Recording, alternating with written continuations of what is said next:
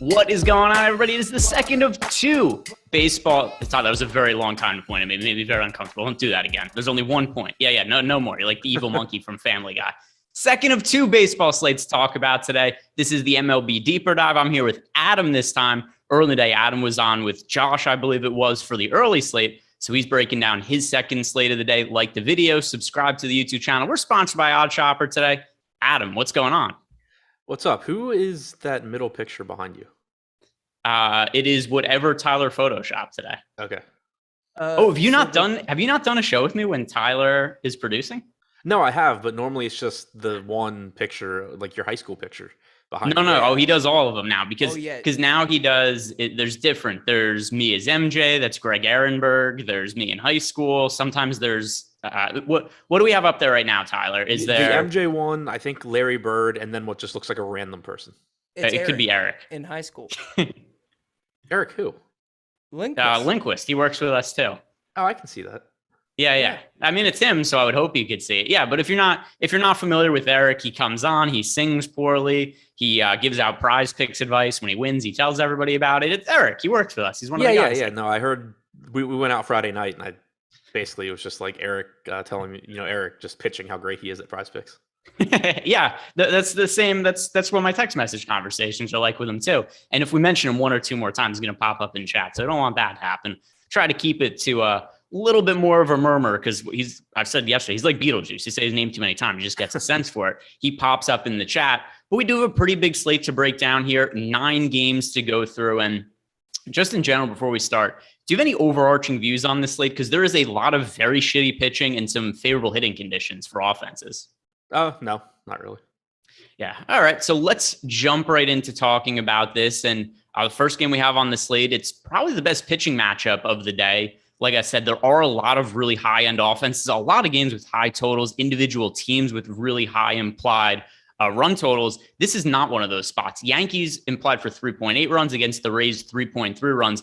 Pitchers on the mound, Nestor Cortes for the Yankees. On the other side for the Rays, it is Shane McClanahan on the mound. And both these guys have been outstandingly good this year and are two of the more popular pitchers on the slate. McClanahan on DK projected for 27% ownership. Nestor Cortes projected for 38% over on FanDuel, only 6% for McClanahan, and then 13% for Nestor Cortes. What do you make of Cortes being the most popular pitcher on DraftKings today? Kind of surprising, but at the same time, I get it. Like, you have Corbin Burns, who we'll talk about. He's obviously fine. McClanahan's very good, but certainly has the more difficult of the two matchups going up against the Yankees. And then it's a pretty rough pitching slate, like you had said, in a lot of spots. I mean, there's a few other pitchers that are going to pull ownership that we'll talk about. They're in okay spots, but there's just not a ton to like in the way of pitching.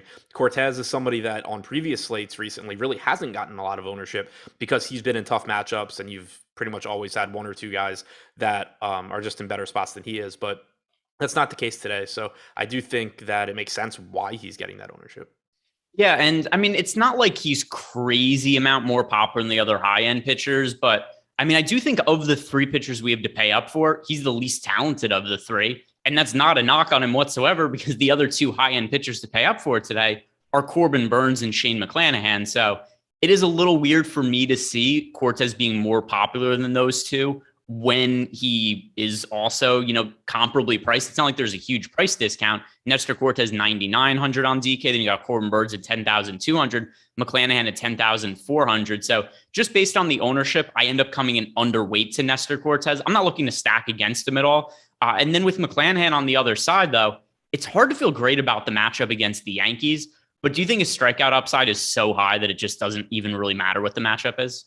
Yeah, the way I kind of think about it is that if the matchup were better, he'd be getting a hell of a lot more than 27% ownership on DraftKings. 10-4 is certainly a reasonable price tag for somebody with a 35.5% strikeout percentage, 2.01 xFIP. It's one of those situations where, like, you just have to keep in mind that everything is relative. And so, I know it's obviously very easy to just be like, oh, well, he's facing the Yankees, I don't want to play him. But if he wasn't facing the Yankees on this slate, he'd just be really, really popular. So the matchup is baked in. It's obviously factored into projections. Everybody knows he's playing the Yankees. It's not like something that other people don't if you're looking at it and saying, like, I can't play McClanahan here. So it's all just kind of baked in, and still makes me want to get there. Right now we have him with the highest top two pitcher percentage on DraftKings and less ownership than Cortez, like you said.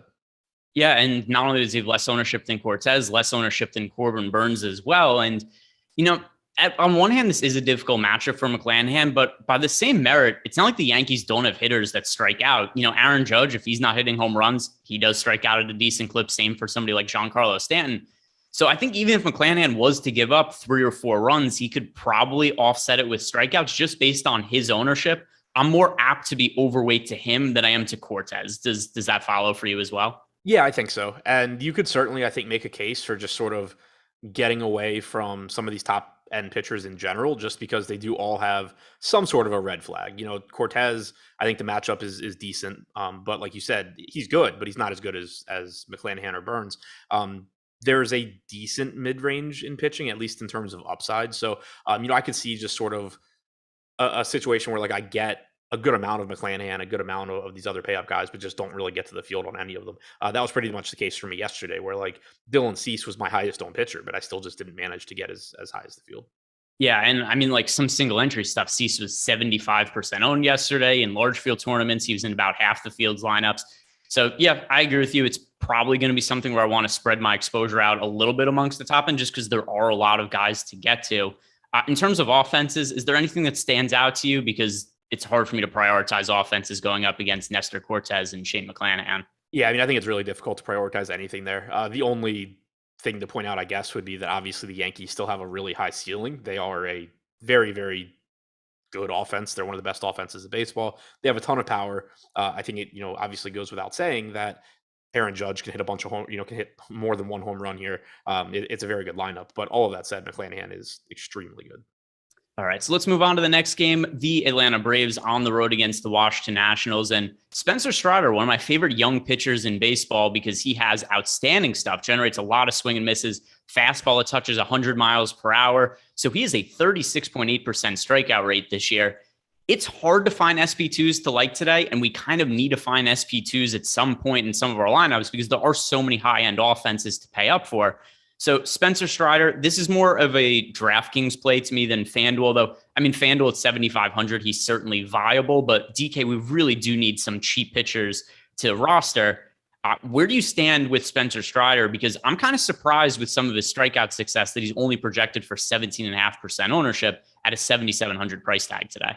I'm very surprised he's not getting more ownership. My only real thought, having not crunched lineups yet, is that maybe it just speaks to there being plenty of hitter value. And so, we're projecting people to just not really have trouble getting to the McClanahan, Cortez, Burns tier. But even when you compare Strider, like if you ignore those guys at the top, Jose Barrios is getting 36% ownership, 37% ownership compared to 17.5 for Strider. I don't really understand why. Strider's coming off of a start where he threw 92 pitches. So he's fully stretched out. He had thrown between 80 and 90 previously. So it's not a pitcher, where you're like, oh, well, he's only going to go 4 innings. He has the highest strikeout percentage on the slate. Granted, that probably comes down as he gets more innings as a starter, but it's not a bad matchup against Washington. And he's just a mid-range pitcher that has massive strikeout upside. He could be quite a bit more popular, and I would still be very interested in him. Yeah, and I mean, you just compared him to Jose Barrios, and I do think that's the apt comparison point because if they were the same salary, I still think I might lean towards Spencer Strider, especially when, like you said, more than double the ownership going to Barrios. And Strider is nearly double the strikeout rate. And we've got Barrios has a 19.5% K rate so far this year. He just simply has not pitched well. And Spencer Strider has looked great at times with a 36.8% K rate. We're also getting a pretty big salary discount on him. So I think there's way big of an ownership gap between Strider and Barrios. And also to the point before, there just aren't that many SP2s to like on DK. There's a lot of good offenses to stack against. The Nationals are not going to be, there's a lot of good offenses to stack. The Nationals don't really work it into the mix for me, but Spencer Strider, young pitcher, there could be some inconsistency. Do you see reason to get to the Nationals? No, not really. They're a slightly below average offense. There's not much in the way of individual hitters that you're going to like either. Soto, if he's in the lineup, obviously is really, really good. Cruz and Bell are fine, but it's a pretty difficult offense to get to, I think, when Strider has been as good as he has, and there are plenty of bad pitchers on the slate, as you already alluded to. Yeah, and it's not like we're even getting leverage as Strider being popular because, like we were saying before, he's projected for pretty modest 17.5% ownership. So it's not like he's as popular as he should be. But on the other side, I do think we have an offense we're going to be interested in. Atlanta Braves implied run total nearly 6 runs. Eric Fetty is on the mound for Atlanta again for Washington against Atlanta. Now Fetty's not been a total train wreck this year, although historically he's not really been the best of pitchers as far as this year goes. 4.87 ERA, 4.37 expected ERA. Not terrible, but the Braves offense has been so good as of late. They do strike out a ton against right-handed pitching, but not all that concerned considering over the last month they've been one of the best offense in baseball. Ronald Acuna fully healthy. He's now playing back at an MVP level. How are you going to approach the Atlanta Braves as a stack? I really like Atlanta here, especially with the way that ownership looks right now.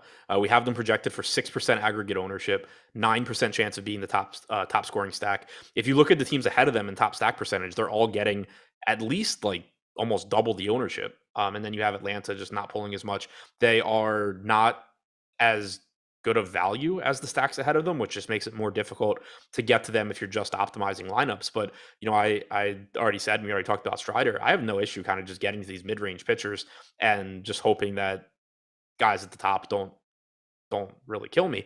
And Atlanta, leads the league in ISO. They're going up against an average at best pitcher in Fetty, only an 18.5% strikeout percentage this year. You're going to let a team with that much power put the ball in play. No Ozzy Albies weakens the lineup a little bit, but it's still just an extremely high upside lineup. Yeah, and I think if I haven't built my single entry lineup yet, but the Braves are a really high consideration for me because, like you said, 6% projected ownership, top stack odds about 9.5%. There's going to be some offenses that are going to be really popular today. The Coors Field game, the Win game in Wrigley, and a lot of people are going to gravitate towards those offenses. If I'm looking for a lower owned offense on the high end, the Atlanta Braves are certainly one that stands out. Another one that does stand out that's also going to have to be a consideration. I thought the Blue Jays were going to be massively popular today, and that is the next game we have to talk about. Toronto Blue Jays going up against Bruce Zimmerman, and Zimmerman is kind of a train wreck himself. The Blue Jays are really expensive, which I think is probably the main reason people aren't rostering them. But once again, very, very positive leverage, about 4.5% ownership, nearly 9% top stack odds over on DraftKings. And then you look over on FanDuel, also the Toronto Blue Jays. They're a little more popular with 10% projected ownership, but still not a massively chalky team going up against Bruce Zimmerman. So in terms of the Blue Jays, do you think it's worth paying up for them when there aren't that many cheap pitchers to get to today? I think so, yeah. In general, I really like slates like this where you have, from a tournament standpoint, where you have Coors Field and then you have, a game with good weather, in this case, Wrigley, and you just see all the ownership flocking there. Because a lot of times, especially when it's something like Coors and weather, you're still just getting like mediocre offenses that people are flocking to because of the park factor or the weather. And it just makes it so that you can roster really, really good hitters at low ownership. And Toronto certainly fits the bill there. Zimmerman has come back to earth after a pretty good start to the season. That shouldn't surprise anybody. Overall this year, only a 13.5% strikeout percentage against right-handed hitters in particular, 288 expected ISO, 400 expected WOBA allowed to right-handed hitters. And now he gets to go up against a lineup that has 8 righties, 1 through 8. Some very good ones in there as well. And the highest owned guy on the team is Vlad Guerrero at 8% on DraftKings. So yeah, they're expensive, but there are still spots you can save money. Gurriel's only $3,500. Chapman's $4,400. And, you have Barrios pitching for Toronto, who's not very expensive. You have Strider, who's pretty cheap. If you want to gamble on some other guys that we'll talk about, that's fine as well. I just don't think that it's going to be that difficult to get to a stack like Toronto. Yeah, I mean, I'm on the same page with you as well. FanDuel, once again, a little bit different of a story. They're more or less appropriately owned, the Toronto Blue Jays, but still a team that warrants that 10% expected ownership. On DraftKings, they're just woefully under-owned. This should be a much more popular team. So Toronto, Atlanta, we've already hit on both those teams. They're going to be high priority stacks for me. I think it's a really reasonable way to differentiate off the Coors Field game and the Win game at Wrigley. Now, pitching for the Toronto Blue Jays, this is a ton of ownership going to Jose Barrios. 8,900 against the Baltimore Orioles. He's projected for 37% ownership on DraftKings. Over on FanDuel, 8,700, single pitcher site. He's projected for 33.5% ownership. So just massive chalk going to Jose Barrios. And he's not been good this year. 4.73 ERA, 5.99 expected ERA. It's not like the strikeout stuff either is all that redemptive for him, 19.5% K rate. I know historically he's been not an ace, but he's been a very solid starting pitcher. So a couple of things. Number one, what do you think is going wrong with him this year? And then number two, do you think the ownership is warranted today? He's been pitching better recently as well. Other than the game against the Angels where he got absolutely lit up, he's been good in 4 of his last 5 starts. I think it's still a situation where I'm certainly just willing to treat him as a good pitcher because that's what he has been. But obviously he has struggled a bit overall this year. 19.5% strikeout percentage, 4.24 xFIP. I think he's a good play, but I do still question the ownership here. It's, again, just especially relative to Strider because it would be one thing if you were looking at Barrios and was like, all right, Strider's good, but he's unproven. Barrios is out here having like a Cy Young season, putting up numbers like Dylan Cease was, for example. If Barrios had a 32% strikeout percentage coming in today, it would be like, all right, I still get why he's getting more ownership than Strider. But here you're paying a premium for a guy who's having a worse year. For all intents and purposes, they're just as stretched out now. The matchups are similar. I don't really know why we're going twice as heavy on a guy. Just basically, I guess, because of his track record, which is fine. Obviously, that's something that's baked into projections, but I just don't really see anything else that makes me point to why Barrios is a better play than Strider. Not to say Barrios is a bad play. Like, I think pairing Barrios and Strider is a way to get a lot of upside into your lineup, but I don't really see a ton other than that. I mentioned it the other day or yesterday, but no Mancini in the lineup for Baltimore, no Santander. So it is a little bit weaker lineup than normal. They did call up Kyle Stowers. He's back in the lineup. He's one of their better hitting prospects, but it does water the lineup down a little bit for Barrios. But again, I just don't really know why. I think ownership between him and Strider should be a lot more kind of equal than it is. Yeah, we're on the same page there in terms of the ownership difference between Jose Barrios and Strider. And, the other thing, too, to consider when it comes with Barrios is, and I know Terry's posting some of the contact stats about how hard he's been hit this year, is, the ownership also is so high. And it's not like we're getting some crazy cheap price point on Barrios. He's priced as if he would kind of always be for a matchup against the Toronto Blue Jays. I think my biggest pitching stand on this slate is just to go underweight to the field on Barrios. If I'm paying up for a pitcher, I'd rather go to McClanahan, Burns, or Cortez. If I need to save salary, I'll just go a little bit cheaper. I'll go to Spencer Strider. I'll go to Roundsy Contreras, who we're going to talk about in a little bit. And I'm just apt to come an underweight to Barrios unless something changes. Maybe we get an ownership update and he's only projected for 20% ownership. Then I'd feel different. But as things stand right now, over on FanDuel, we have him with a 9.9% chance to be the top scoring pitcher with 33.5% ownership. Over on DK, a 21% chance being one of the top 2 scoring pitchers with 37% ownership. So he's the most negatively leveraged pitcher on both sides. It's not a 0% play for me, but I'm going to be underweight to the field on him. And that kind of makes me have some interest in the Baltimore Orioles against him just for the leverage and the high ownership on Barrios. Is that a route you like to go down at all? Yeah, because the Orioles are pretty inexpensive, and even without Santander and without Mancini, 1 through 4, they still have quality hitters with Mullins, Hayes, Mountcastle, Rutschman. You couldn't play Mancini and Mountcastle together anyway on DraftKings for most of the season. So it's from a stacking standpoint, it just means you're playing Mountcastle. And then you just throw in one of the Odor, Nevin, Stowers, Mateo group, and you've got a 5-man stack that still has plenty of upside. So when the Orioles aren't getting much ownership or they're facing a pitcher like Barrios that is going to get ownership, I do like getting there just because they're cheap. They're not getting ownership, and it's just a team where, as a whole, they are a slightly below average offense, but the top of their order is good, and it gives you a lot of upside in tournaments. All right, so let's move on to the next game now, and it is the Milwaukee Brewers on the road against the New York Mets. The Brewers have sucked lately. It seems like they lose almost every single day. They've lost something like, 12 of their last 14 games. It's been an incredible losing streak because they had a massive divisional lead over the Cardinals. And now the Cardinals are up a couple games on the Brewers as the Brewers have been losing all the games.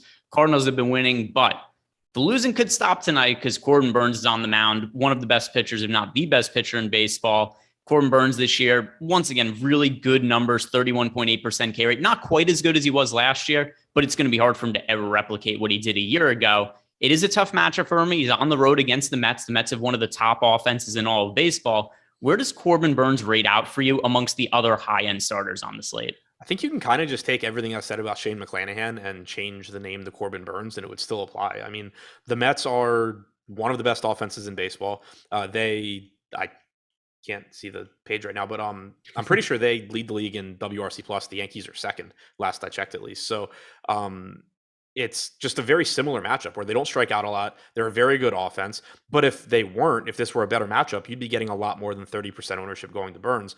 So I still think he's fine, but I again just wouldn't be surprised if I personally end up just not getting to these top tier pitchers quite as much. Yeah, and I mean, as far as Corbin Burns goes, it is a little surprising for me to see that he's this much lower owned than Nestor Cortez. 29.9% projected ownership for Burns, 37.6 for Cortez. So Burns about in line with McClanahan's ownership. Although with that said, if you're just going off the data we have in the top pitchers tool, Shane McClanahan is a little bit lower owned with slightly better odds to be a top scoring pitcher. So that would have me lean towards McClanahan a little bit. And then over on FanDuel, McClanahan's 11,400, Corbin Burns is 10,900, but Burns is nearly double the ownership. So I actually do think, all my biases aside, I think McClanahan is a slightly stronger GPP play than Burns, but it's really just splitting hairs. And on FanDuel, it's maybe a little bit bigger of a gap just because Burns is so much more popular, but both of them are in play on both sites. I have no interest in stacking against Corbin Burns. Is that the same for you? Yeah, pretty much. I mean, I'm never opposed to getting to the Mets, but it's just like I was saying with the Yankees. There's plenty of spots that I think we can get to today that are in good matchups and not getting a lot of ownership. So this doesn't really strike me as a slate where I'm gonna be going out of my way to go up against two of the best pitchers in baseball, whether it's McClanahan or Burns. And then on the other side, David Peterson is on the mound for the Mets. Solid results so far this year. 6 starts, 3 ERA, 3.97 expected ERA, 21.2% K rate. Not great, but not totally awful either relative to his price point. He's $8,400 on DraftKings. Over on FanDuel, David Peterson is $7,800. I don't really have any interest in him as a pitching option. As far as the Brewers go as a stack, it's kind of a similar story to where they're going to be low owned, but I think there's a lot better spots to get to. So if you're playing 150 lineups, the Brewers warrant some consideration. But if you're playing 5, 10 lineups, the Brewers probably wouldn't be in play for me. Ultimately, not much interest in me for Peterson or the Brewers offense. Do you see it any differently? That's pretty much where I'm at as well. Like in 150 lineups, I assume I get the some Peterson just because, again, I like expensive bats. I'm willing to live in this mid range of pitchers. He's getting around 9% ownership, so it is a spot where I can just get a relatively low owned pitcher into some lineups. But it's not any sort of priority. It's more so just like he lands in a lineup here or there. And if I were playing, 3 max or something, I wouldn't expect to get to him. And the same thing on the Milwaukee side. They just don't really stand out as an offense I really want to get to. Like if you want to use Hunter Renfroe or Andrew McCutchen for some value, that's fine. But they just don't stand out as a top offense in terms of stacking for me. If you guys want access to all of the tools that we have over on our site, you could sign up right now for a platinum membership and get 50% off your signing up for the first time by using the promo code MLBDD. So that stands for MLB Deep Dive. Once again, you're signing up for the first time. They get you 50% off your first membership of. By the way, I just realized, am I supposed to call it Awesemo Plus or Stochastic Plus? I didn't even think about that until now. I didn't think about it. Did Josh run into that earlier? My graphic says Awesemo, if that helps you at all, Greg. All right, so we'll stick with that for now. I'll call it the Awesemo Plus, the Awesemo Plus Platinum package for now. I'm going to follow up. I didn't think about this until now. I should have had the foresight to ask about this. Now I know for future reference. But anyway, either way, if you use the promo code MLBDD, you're still getting 50% off when you sign up for the first time. Stop guessing, start winning. Join Awesemo Plus today. So let's go. And also, did I have? No, we covered that game in full. So we can move on to the next one where we have the Oakland Athletics going up against the Boston Red Sox. Josh Winckowski is on the mound for the Red Sox. I don't know if I've said that properly. I haven't really watched much from him pitch yet. Nobody has. We haven't seen that much data on him up at the big league level. He has a 3 whip. He has a 22.2% K rate. He also has a really positive matchup against the Oakland A's. But is there anything that stands out to you about Winckowski? No, I mean, only the one major league appearance. He had a 25.7% strikeout percentage at AAA. Only walked about 5% of guys, so that's good as well. 2.69 FIP at AAA. But projection systems don't really seem to like him.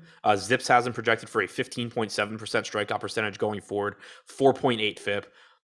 I don't know. Obviously, I trust that over me just looking at somebody's numbers and saying, like, I disagree. I would, if I had to bet, I would bet that his numbers in the majors are a little bit closer to what he did in the minors. But either way, you expect him to take a step backwards. And ultimately, he's just sort of an unproven commodity at this point. Yeah, I mean, it's hard to know what to make of him. I'm going to pull up some of his minor league stats while we're going through. I mean, regardless, though, I don't think this is going to be a spot where I want to stack the Oakland A's anyway with as many offensive options that we have. If you look at the tools we have in terms of top stack odds, the Oakland A's, they are projected for a 2.9% chance to be the top scoring team on FanDuel with 1.9% projected ownership. So at least there is reason to think there's a little bit of value there. Over on DraftKings in terms of stack odds, we've got Oakland 2.7%, 3.4% expected top stack odds. Is the value enough for you to get to them? Because the Oakland A's offense is fairly shitty. Yeah, they're bad. It is a nice park shift for them going into Fenway. And the thing that really stands out is that they are a really cheap team. On DraftKings, they have an 11% chance of being the top value stack. They are slightly on their own. So I do like them from that standpoint. And also just that we have no idea what Winkowski is in the major leagues. So they're certainly not, like, I'm not going to be nearly as excited to get to them as I am a team like Atlanta or Toronto or, some of these other teams that we're going to talk about. But from a value standpoint, like the other similar value teams are, teams like Cleveland that are getting tons of ownership, the Cubs getting tons of ownership, the Padres getting a lot of ownership, basically 3 times the amount. So Oakland is one of the best contrarian value teams, and that does carry some weight here, especially if you are trying to pay up for either, like a good 3-man stack, or if you're trying to pay up for 2 of those ace pitchers. Oakland's going to make it pretty easy for you to do it. Yeah, I mean, that is one benefit, obviously, that they're really cheap. As far as Winckowski goes, he's only pitched 3 innings at the big leagues this year. His minor league stats, 3.38 ERA, 2.69 FIP. I'll have to lean a little bit on the Zips and Steamer projections just because I assume they're more knowledgeable about him than I am, and they don't project him to be particularly good. Zips has him as a 5.21 ERA guy. Steamer has him as a 4.66. Maybe he's just not a major league caliber pitcher. I could see myself getting to Oakland the more I look at this data on him because it's such an unknown. He might just suck and not belong at the big league level. If that's the case, then sure. Is Oakland bad? Yeah, but it's not like they're a minor league offense. They're close to it, but not quite minor league. So if I absolutely need to save salary, I think I could see myself getting to them because the 2 teams we have as the top value teams today that are unowned, at least if we're excluding the really popular teams, it's the Pittsburgh Pirates against Jack Flaherty. I don't actually have interest there. I think I could talk myself into Oakland against Winckowski now that we're kind of walking through this, though. Yeah, and I kind of feel the same exact way about the other side of this with Winkowski, too. I don't know what to make of this guy, but he's 5K on a slate with shitty pitching where I'm not really enamored with the guys at the top. If I end up with some of this 5K guy, like he did only throw 3 innings his first game out, but he still threw 62 pitches. He was averaging just shy of 5 innings per start in his AAA starts.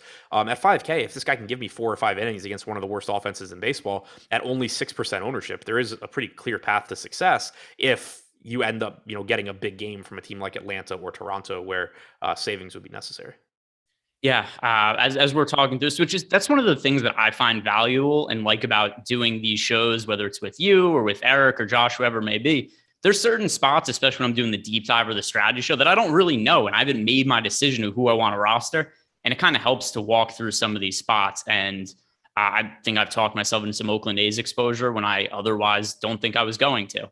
Now, how well that works out or not, check back in with me a couple hours from now. But at least as of now, I think that's something I could get behind. On the other side, when it comes to Boston going up against James Caprillion was good in previous years. He's just kind of sucked this year. And it's not just that he's giving up runs.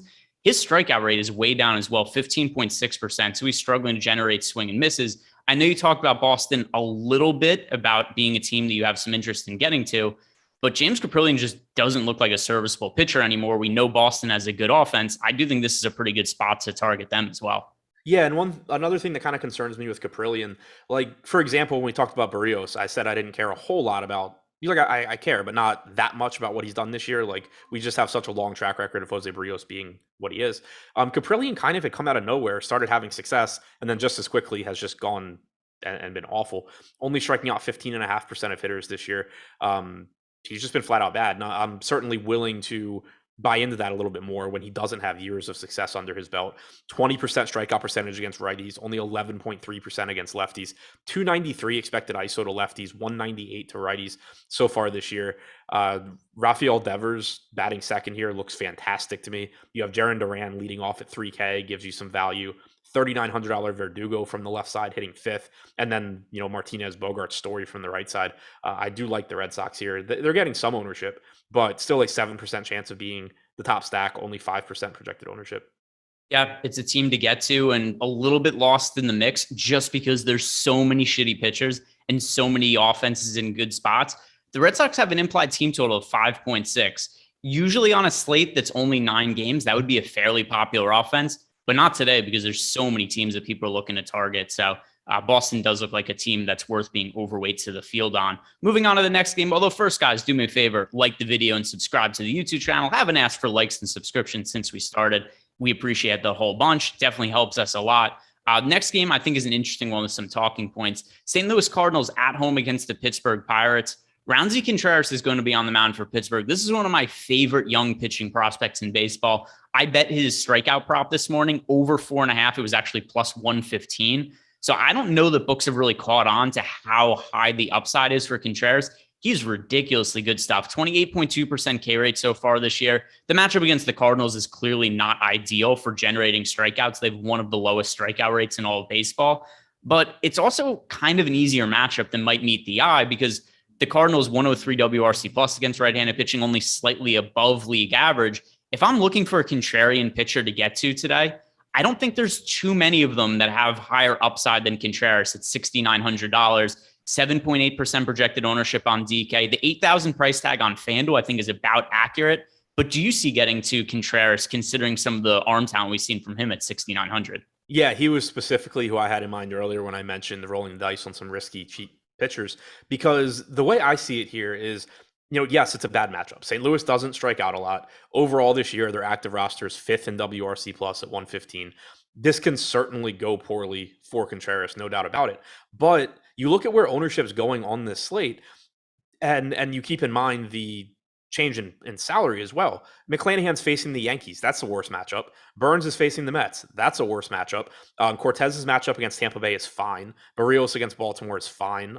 It's not like either of them are, slam dunks. But really, when you just think about 27% going to McClanahan, 30% going to Burns in matchups that are even worse at 1.5 times the salary. Not to say that Contreras is on those guys' level in terms of what you can expect from him at the major league level, but talent-wise, he's exceptional. He's a top 100 prospect. He averages 96.5 miles per hour on his fastball. 7 total appearances for the Pirates this year, 4 starts. He's averaging 28.2. He has a 28.2% strikeout percentage. So you're getting not much ownership and a really cheap price tag on a guy that has some of the best stuff on the slate.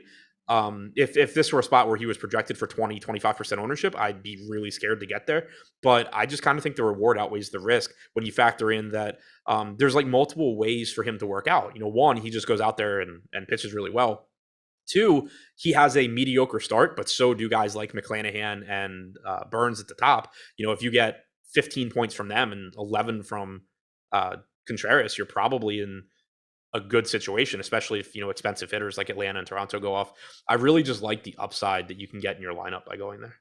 Yep, I'm on the same page. As far as Contreras from a prop angle, I just went over to OddsShopper to check it out because OddsShopper is the sponsor of today's show. And Contreras has gone from having, 4.5 is still the number on his strikeouts, but earlier today, like I said, it was plus 115. Now it's actually minus 103 is the best number available. So, and it's minus 115 at some books. Some books have upped the strikeout prop to 5.5. So another reason also kind of helps to look at OddsShopper early in the day and find the best value because betting over 1.5 at plus 115 is way different than betting it at 5.5 or betting it at minus money over time. So I like to do that in the morning. One of the first things I do, check out OddsShopper. It's super simple. It takes like 10 seconds to find the best plays of the day. And then I'll go check it out with some of the sports books that I like to use and find the best value. So Contreras, I think the value is a little bit dried up now, but if you were able to get on that early in the day, I do think it's a good bet. As for the Cardinals on the other side, they've been a really high upside offense as of late. But for me personally, I'm so high on Contreras that I don't want to get to the Cardinals. Is it a team that you're looking to stack at all? I still like the upside that they offer. It's still a rookie pitcher in Contreras. They still have a near 5 implied run total. It's 95 degrees again in St. Louis. Having lived there, I can almost guarantee you it's extremely humid as well. So there is still a lot of upside for this team. The issue that I'm going to run into a little bit, though, is that, they're projected for about 3% ownership, 4% chance of being the top stack. I like Atlanta a little bit more. I like Toronto a little bit more. I think St. Louis, is pretty similar to Boston in terms of like how I like them relative to the field. I do think it's a very high upside spot though, and this just strikes me as another spot where if the field really isn't going to play much Contreras and they're not going to play much St. Louis, why not have both? Yeah, I could see that angle as well. For me, I'm going to lean towards Contreras, mostly just because of a lack of cheap pitchers that I could really get behind. And the upside I find to be pretty significant. 2.57 ERA, 3.74 expected ERA for Contreras, 28.2% K rate. You look at his strikeout numbers across the minor leagues. He was regularly a guy that had strikeout rates in the mid 30% range. So pretty high strikeout upside from that spot. He also has favorable zips and steamer projections for the rest of the year. So Contreras, I think, is a good contrarian pitching option to get to.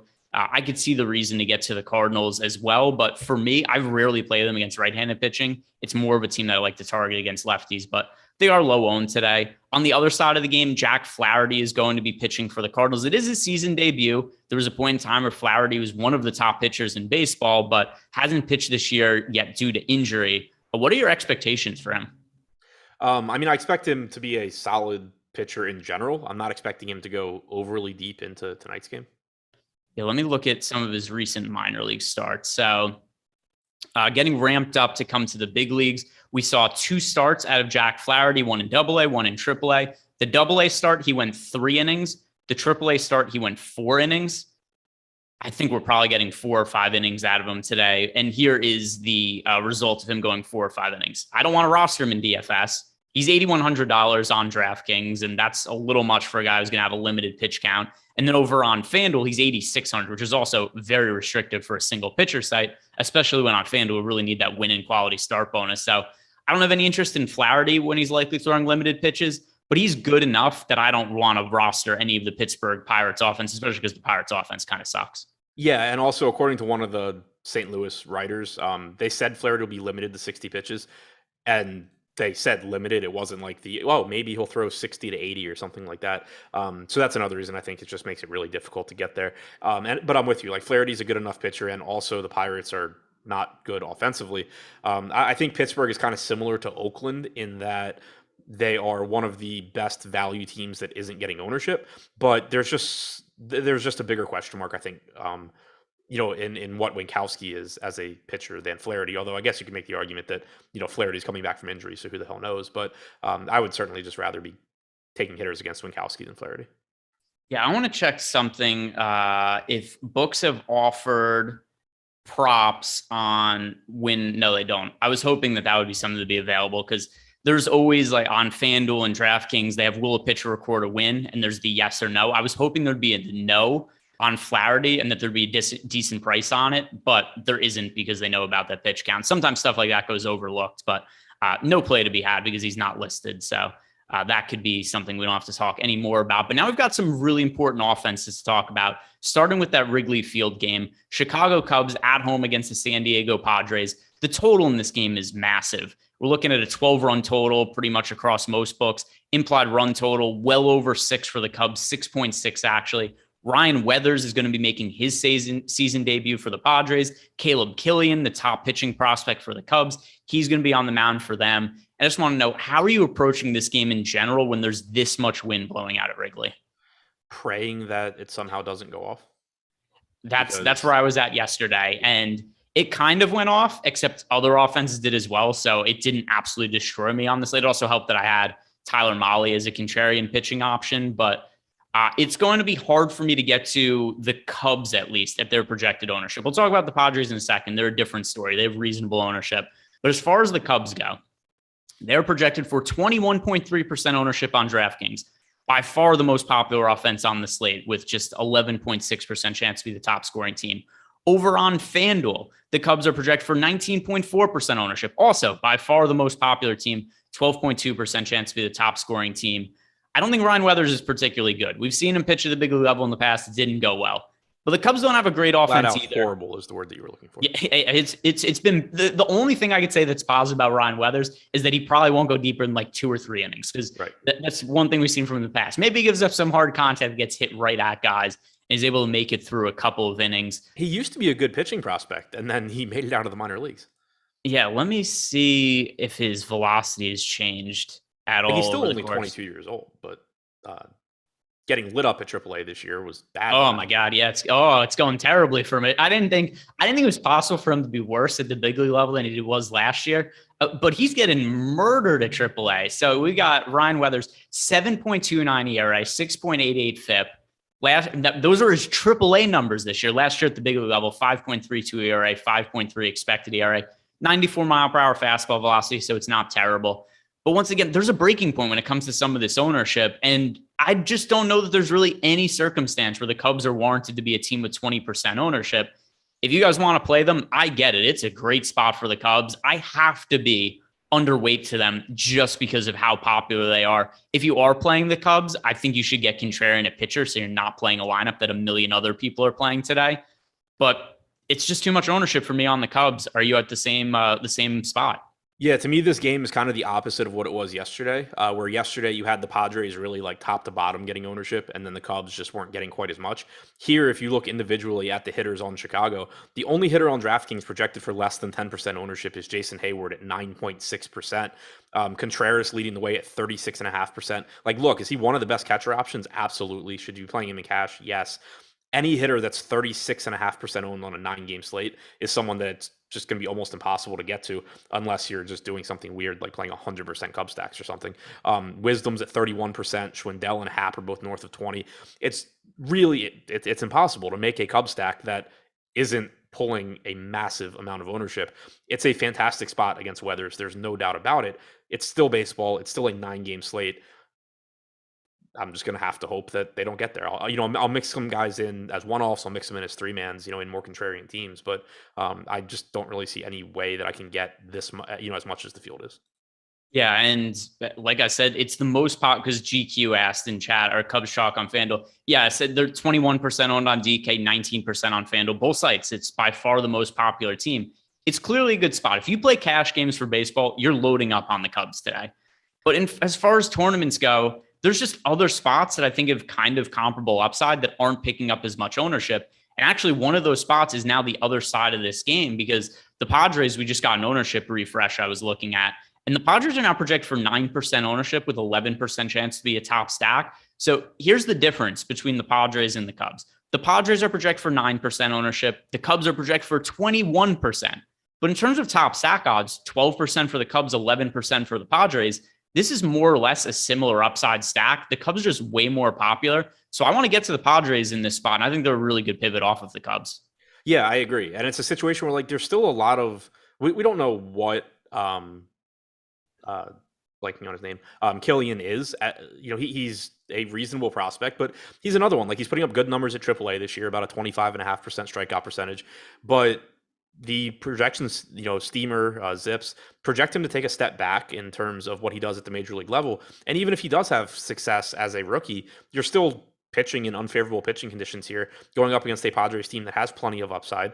They've been around a league average offense this year. But, again, good hitting conditions. It's warm. The wind's blowing out. And you're just not getting near as much ownership going to the Padres because they're not quite as cheap. Luke Voit leads the way at 13% projected ownership. Machado is second at 13%. Cronenworth, Kim, Grisham, Hosmer, all right around 10%, give or take.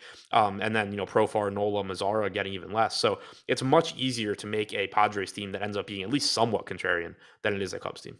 Yeah, it's very difficult to make a contrarian Cubs stack if you're going to make a 5-man stack because there's just so many popular hitters in the lineup.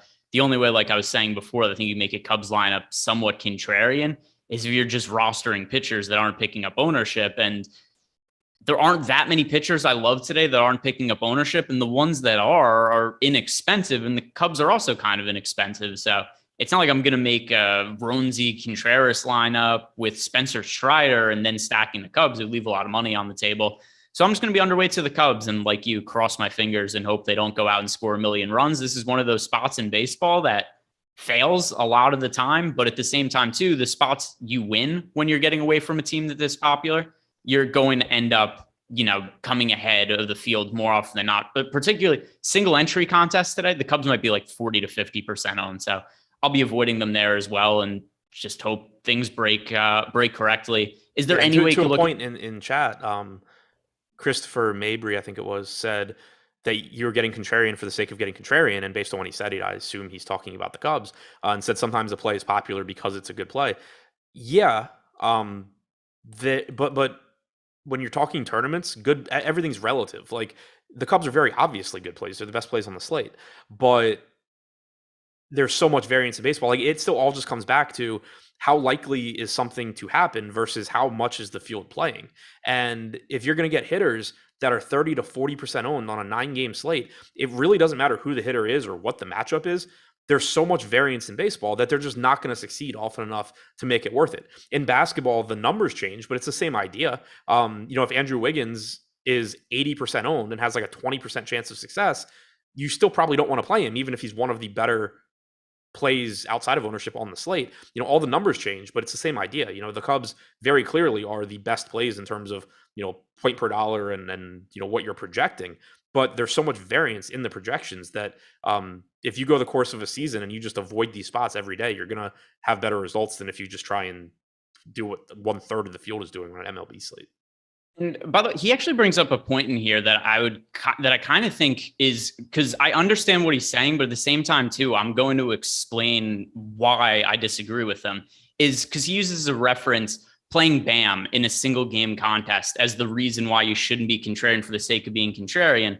But I played a lot of BAM in that series against the Celtics, and it went poor a lot of the time. But remember the one game BAM scored like 63 fantasy points and was just the absolute nuts against the Celtics, where he nearly had a triple-double. I think, what was that, game 4 or game 3 or something?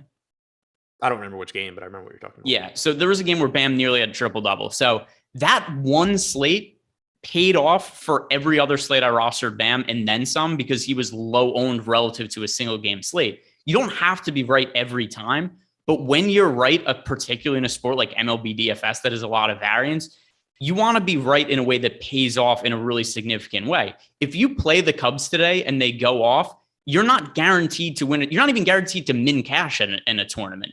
But if you go out and you roster, let's say the Boston Red Sox, the highest scoring team on the slate, you're going to cash, and you're probably going to cash significantly because they're so low owned. So this is where I disagree with Christopher's point in here. Is that just playing the chalk every time? The chalk is not always a good play. That's not always why something is chalky. And there's also a limit. So we have projections in here. We think that the proper amount of time the Cubs are the highest scoring team on the slate is 12%. They're 21.4% owned. So there's a breaking point in terms of when a team is too popular. It doesn't mean it's a bad spot for the Cubs, but to the other point that Christopher's making, like what ownership is too high for you then? If 21% isn't too high, would you play them at 60% ownership? Would you play them at 40? Would you play them at 70? Like everything has to have a breaking point. And to me, 21.4% is above that number. It doesn't mean just I'm to kind of going to be quantify right. it using the new top batters tool that we have on the site. So like, I think everybody should agree that Wilson Contreras is the best play from the Cubs, given his price tag, his position, all of that. We have him with a 12.8% chance of being the top scoring catcher out of all catchers on the slate. That is a wildly high number for baseball. And he's projected for 33% ownership. So like really, really good chance of being the top scoring catcher. Still 88% not to be the top scoring catcher, getting 1/3 of the total ownership. Even on his team, you have Yan Gomes, who's second with a 7% chance of being the top scoring catcher, getting half the ownership of Contreras.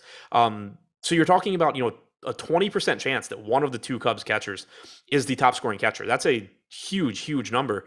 But you're basically projecting half the field to have those guys in their lineup, one of the two guys in their lineup, and they're going to fail 80% of the time, at least in terms of being the highest scoring catcher on the slate.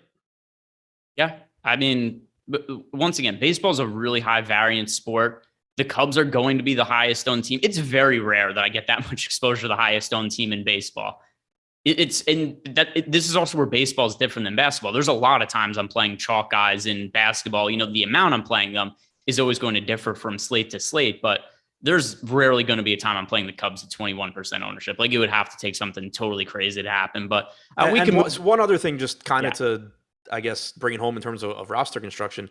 It's not to say that like you can't play the Cubs anywhere. There's lineups where the Cubs are going to be really good plays. If you have let's say a Baltimore stack. I mean, I guess that's not a great example because they're so cheap too. But even, I mean, it's baseball. Salary doesn't matter that much. If you have like a Baltimore stack and you already have a really low owned team there, maybe you're using a relatively low owned SP2. There's no reason not to be getting to the Cubs, or at least a Cub here and there. But it's really just about putting yourself in a position where, like, if you put 5 of these super popular Cubs into your lineup, your team's going to project really, really well. But when it does well, you're typically, like you were saying, you're just not going to win that much money.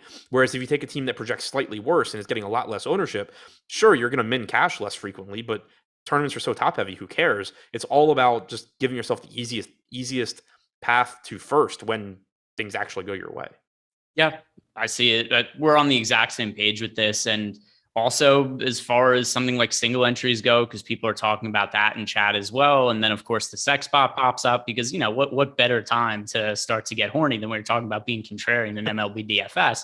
But also, in terms of then single entry stuff, also, whatever's the chalk is going to be even more chalky. So I know that some of the single entry contests on DraftKings, for instance, we're going to see hitters on the Cubs that are going to be 40 to 50% owned. But let's move on now because we have another spot with chalky offenses to talk about. Coors Field, Rockies, Guardians. I don't want to roster Connor Pilkington. I don't want to roster Austin Gomber.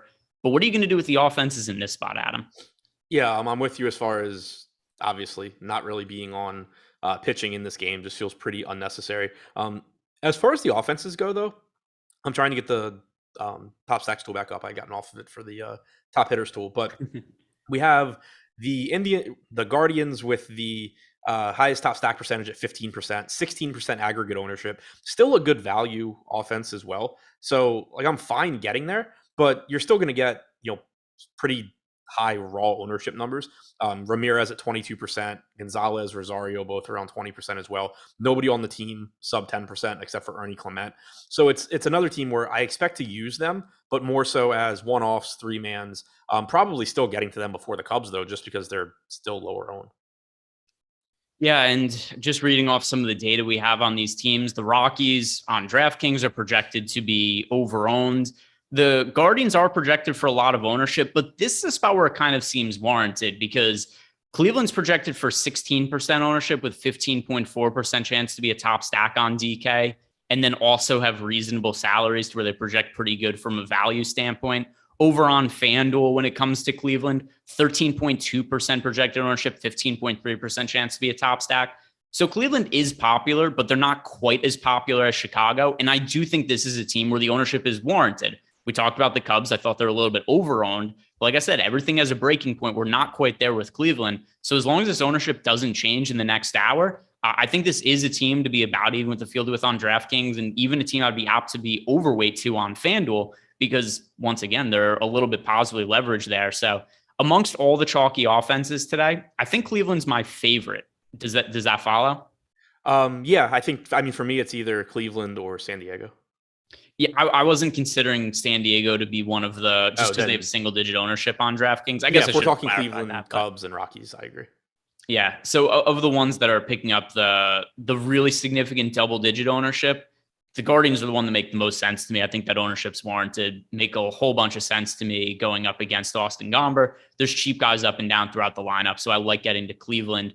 As far as Colorado goes, also, it's not quite as extreme as the Chicago Cubs, but still a little bit of negative leverage there. If I had to pick a team to choose between Colorado or Chicago, I would lean towards Colorado. But is there anything that you could see yourself when you're making Colorado stacks to make it a little bit different from what the field is doing? Yeah, so the thing that really stands out with Colorado versus a team like the Cubs, not only are they just getting less aggregate ownership, but there's 4 guys in Colorado's lineup that are projected for less than 10% ownership. They're not the most appealing, but Blackmon in the lefty-lefty matchup, Daza, Iglesias, and McMahon, that at least gives you a path to a good, somewhat contrarian stack. If they do get to Pilkington early, you get into the bullpen, and you're just getting, relatively low ownership on those guys. And then even, the higher owned guys, Brendan Rodgers leading the way at 16%, Connor Joe at 15, Crone at 14, Grichuk and Diaz between 10 and 11, just not nearly as much ownership going to the Rockies. So they're overall not a very good offense, but, guys like Rodgers, Joe, Crone, $3,600 Grichuk all look good. And then from a, contrarian standpoint, the first 4 guys that I mentioned all look fine. So I do think that, to me, in tournaments, it's out of those three popular teams, I think I get the Cleveland first, the Rockies second. The thing that there is no doubt in my mind is that I'm getting to both of them in tournaments before I'm getting to the Cubs. Yep, we're on the same page. So now, ensue 3 hours from now, the tweets. Hey, the Cubs have 20 runs today. How is that going for you? Guess what? If they score 20 runs, it's going poorly for me. You don't have to ask. That'll be the answer. But that's where a lot of the slate is going to come down for me, is hopefully another team outscores the Cubs, and it's a team that I'm overexposed to. Final game on this. Several people mentioned it in chat, but we did just get the Washington Nationals lineup without Juan Soto, so it makes Strider look even better. Let me refresh the pitcher ownership. Let's see if that's changed at all. I'm going to be so disappointed when he comes in. This is such a good spot for Spencer Strider now with Juan Soto out of the lineup. Relative to ownership, if nothing is 22.5% now. He's still my favorite pitcher on the slate relative to ownership. I'm right there with you. I'm to the point, like, I like him so much that I'm just hoping, even if he like really is 40 or 45%, I'm just hoping that we end up not correcting and we just keep him at 22 so I can just play him anyway. Yeah, this is such a good spot for Strider. The Nationals don't have a great offense. They have one hitter that makes their offense even as serviceable as it is, and he's not in the lineup. So Spencer Strider, let's go, baby. Spencer Strider, don't let me down now.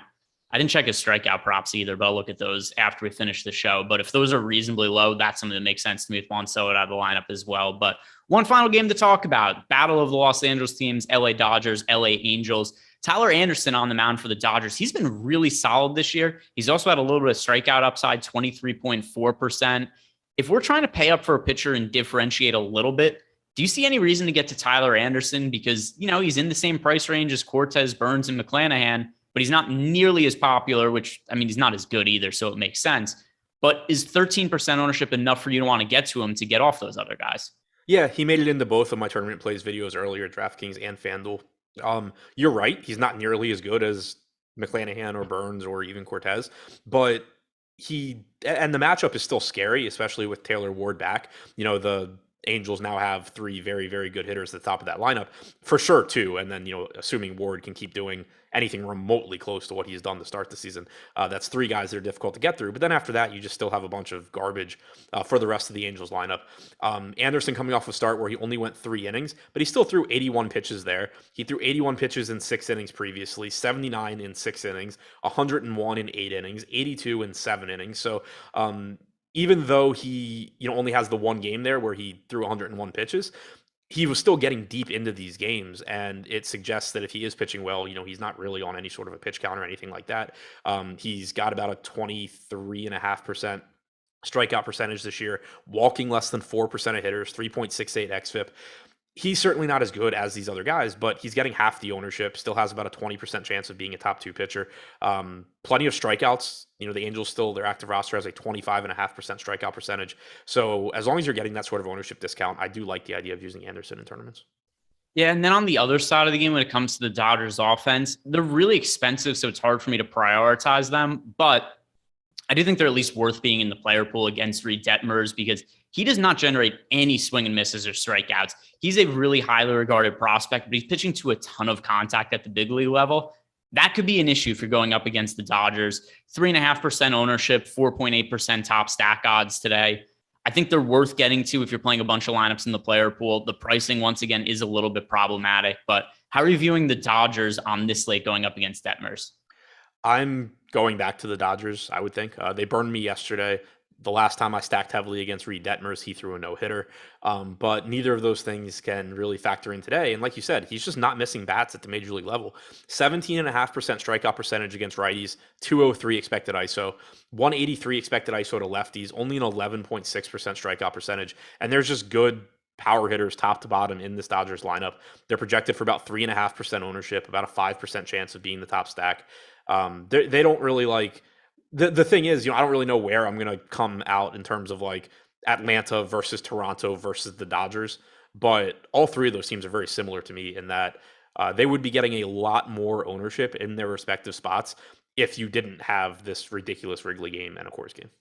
And that is going to do it for us. But guys, don't go anywhere. MLB Live Before Lock is coming up next. Like the video, subscribe to the YouTube channel, and good luck tonight.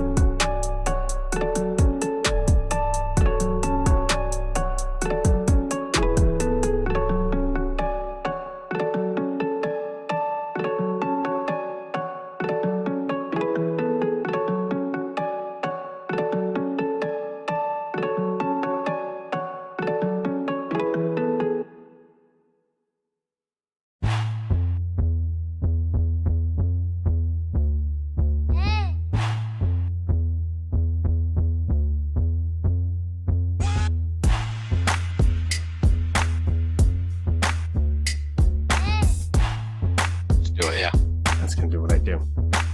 Oh, hello, my friends. Good afternoon out on the West Coast. That's what we're going to do. You gotta hammer that under. I'm singing the song. Da, da, da, da, da, da. That's what's up, baby. Let's go. Let's go. Folds. Oh, you know what else? Also, Producer Tyler. Who's Who are that you? name? Jordan Klein? Come on. Odd Shopper. There we go. Welcome, everybody, to the MLB Live Before Lock show presented by Odd Shopper. Look at that. Also not awesome. We are Stochastic. It's fantastic to be with you all, talking about the new company, talking about all these baseball games that we have before us. Nine gamer. I'm excited. I'm not as excited as last night because I got to go to the Dodgers game and, got to do some bougie things. It was enjoyable. But Neil Orfield, what? Tell me about that. I saw you were a guest of Cody Bellinger. I was. Do you know Cody Bellinger? How did that work out? I do. No, I mean, Wow. I don't. But I know somebody who knows Cody Bellinger, and that's always good. That's pretty sweet. Was that a fun experience? Carry the one. Yeah, no, it was absolutely incredible. Got to go to BP and watch balls get hit hard. Got to see the best hitting pitcher in the game, Michael Lorenzen, in the flesh. No, Michael Lorenzen. Look at that. Okay. We went for the same joke at the same time, but it's okay. Yep. Okay. Yeah. He was a good sport about it. He's gigantic. Like, his biceps could crush cans. That's for sure. Really? It's a weird thing to say. But anyway, hit the like button, subscribe button, notification bell. We don't have nearly enough likes? This is tomfoolery going on in the show before us. Absolute tomfoolery. For 600 people, that thing needs to go up, up, up, up, up. If you want me to not sing today, hit the like button. And if you want me to sing, hit the like button too. All right, should we just talk baseball and I should shut up? Sure. No, I mean, it's great. How's Minnesota today? Minnesota is beautiful now. It was raining for a good part of the day. That was not as nice, but at this point, beautiful out. 73 or so not overwhelmingly hot. I'm enjoying it. Yeah, look at that. Nothing like living one place for 6 months out of the year because the other 6 are unfun. Yeah, never doing that again. Never going back again. That's Fleetwood Mac. But anyway, look at this. We got Tyler Zander in the house. He's singing. He knew that one. Boom, bum, ba-da-dum. Yeah, it's so good. Lindsey Buckingham is the man. But we're going to smash today. We got to talk. Anything you want to discuss on this slate? Looks like we have another clear weather in terms of a postponement type deal. I mean, nobody's going to have any of that, but we do have weather to talk about still as we go along in terms of stacks. But anything that stands out to you on this slate before we dig in?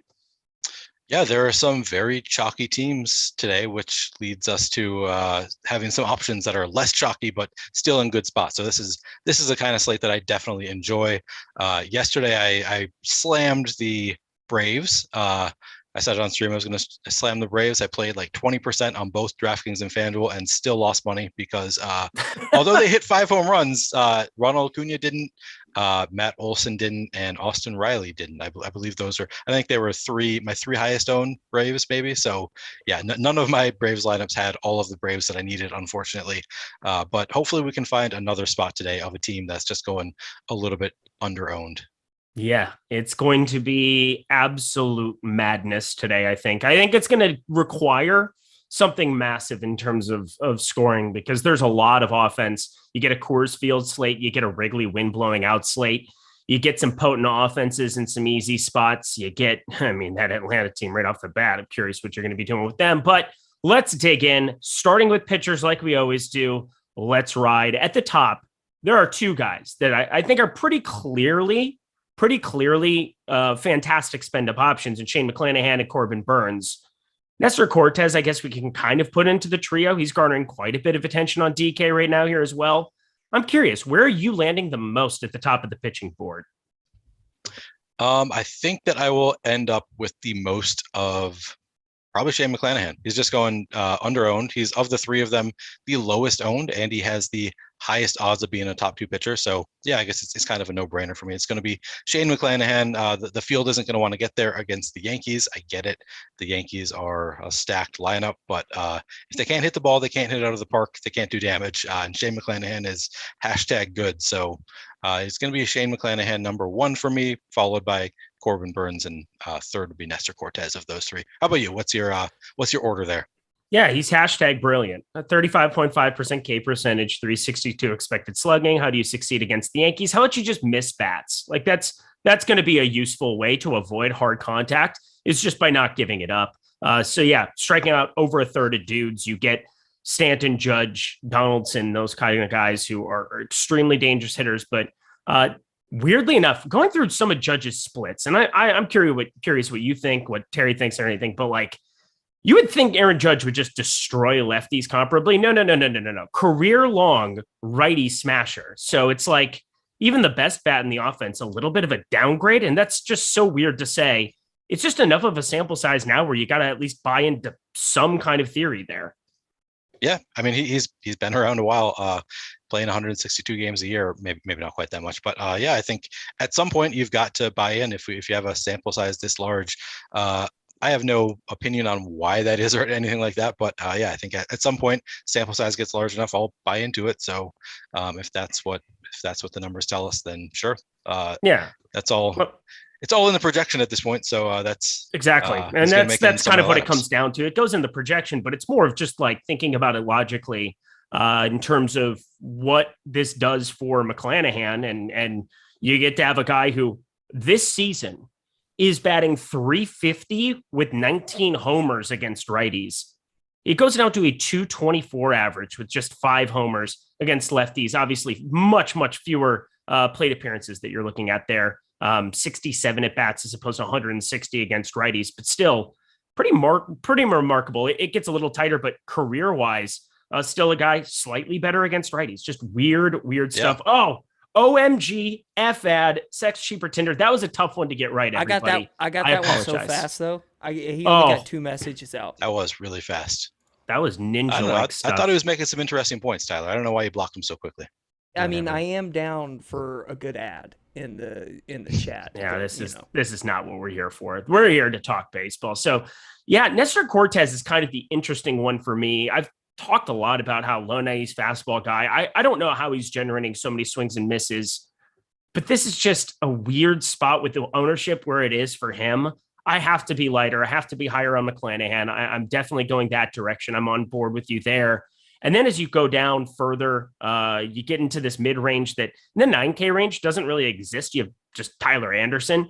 Goes into the 8s, and Jose Barrios, our former twin, our former starlet, never really liked him. Don't really like him today, obviously, but coming in way massively overowned.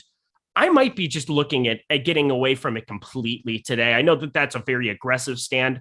I don't always suggest taking that strong of a stance, but I have right around 5% Jose Barrios right now. He is 39% owned. We saw the Spencer Strider, the lineup that came out for Washington. That should be useful, but start with Jose Barrios. Is he chalk you're willing to eat today, Neil? I think that full fading him is a totally reasonable decision today. I mean, Jose Barrios, it is a great matchup, obviously, against Baltimore, but he is 8,900 for a pitcher that just has not been great this year.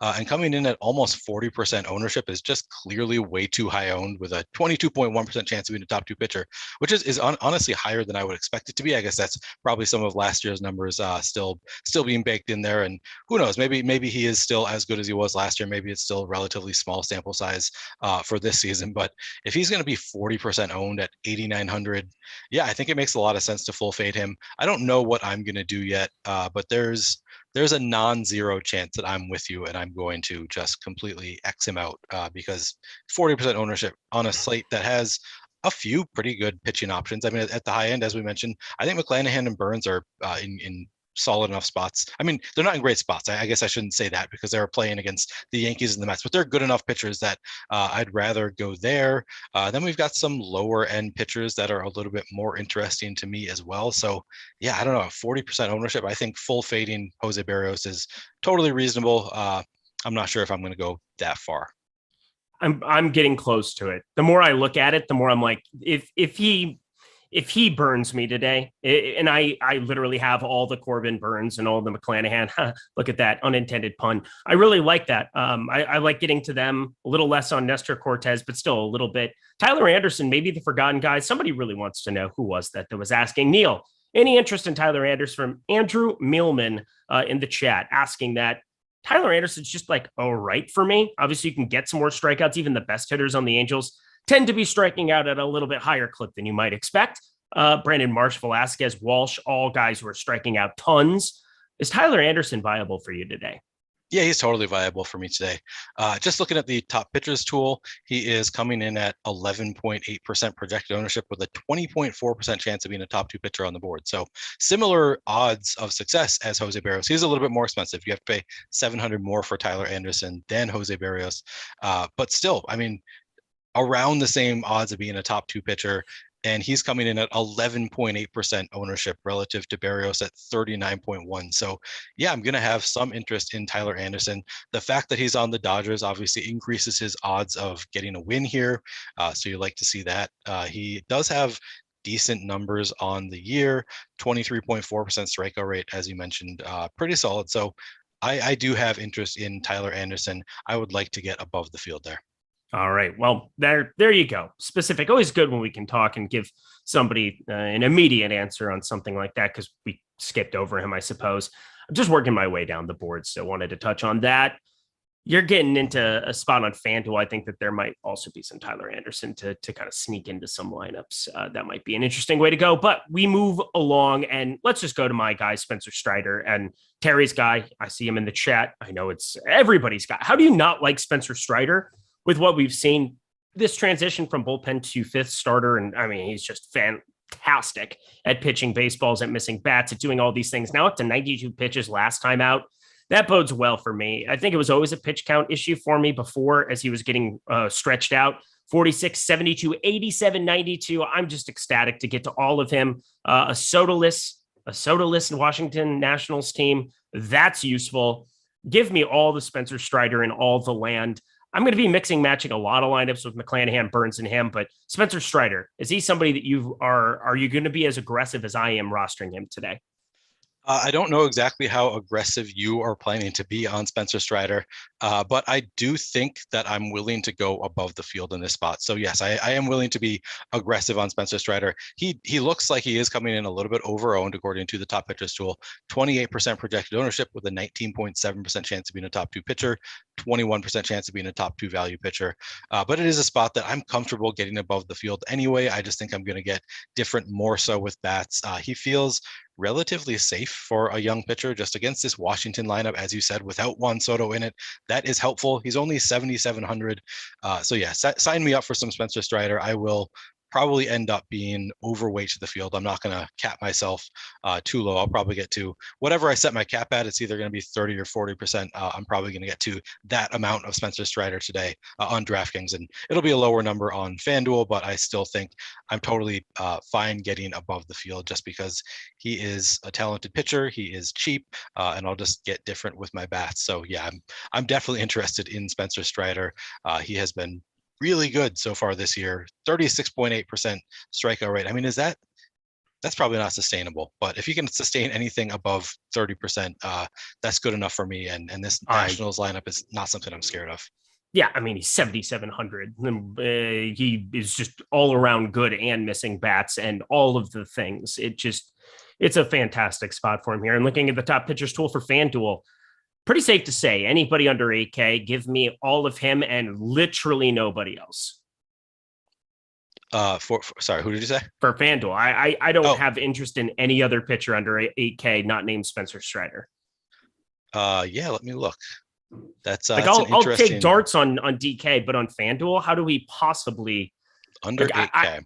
I just don't think it's necessary whatsoever. I don't have a single share of anybody out of 50 lineups that is under. Yep, not a single person that other than Spencer Strider under 8K.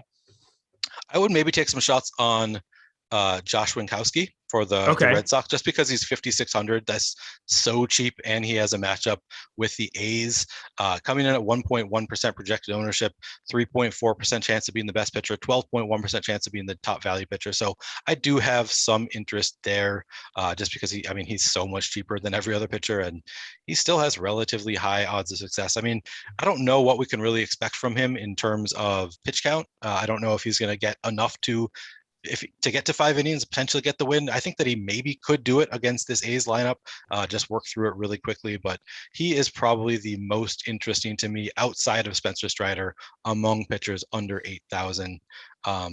Yeah, I don't think that it's wrong to full fade everybody else under 8,000 outside of Spencer Strider. But I think that for me, I would have some interest in Winkowski, maybe some David Peterson, but I don't know. I don't feel nearly as confident in David Peterson as those other two. Or yeah, as Terry came in chat there. Okay. John V, get out of here.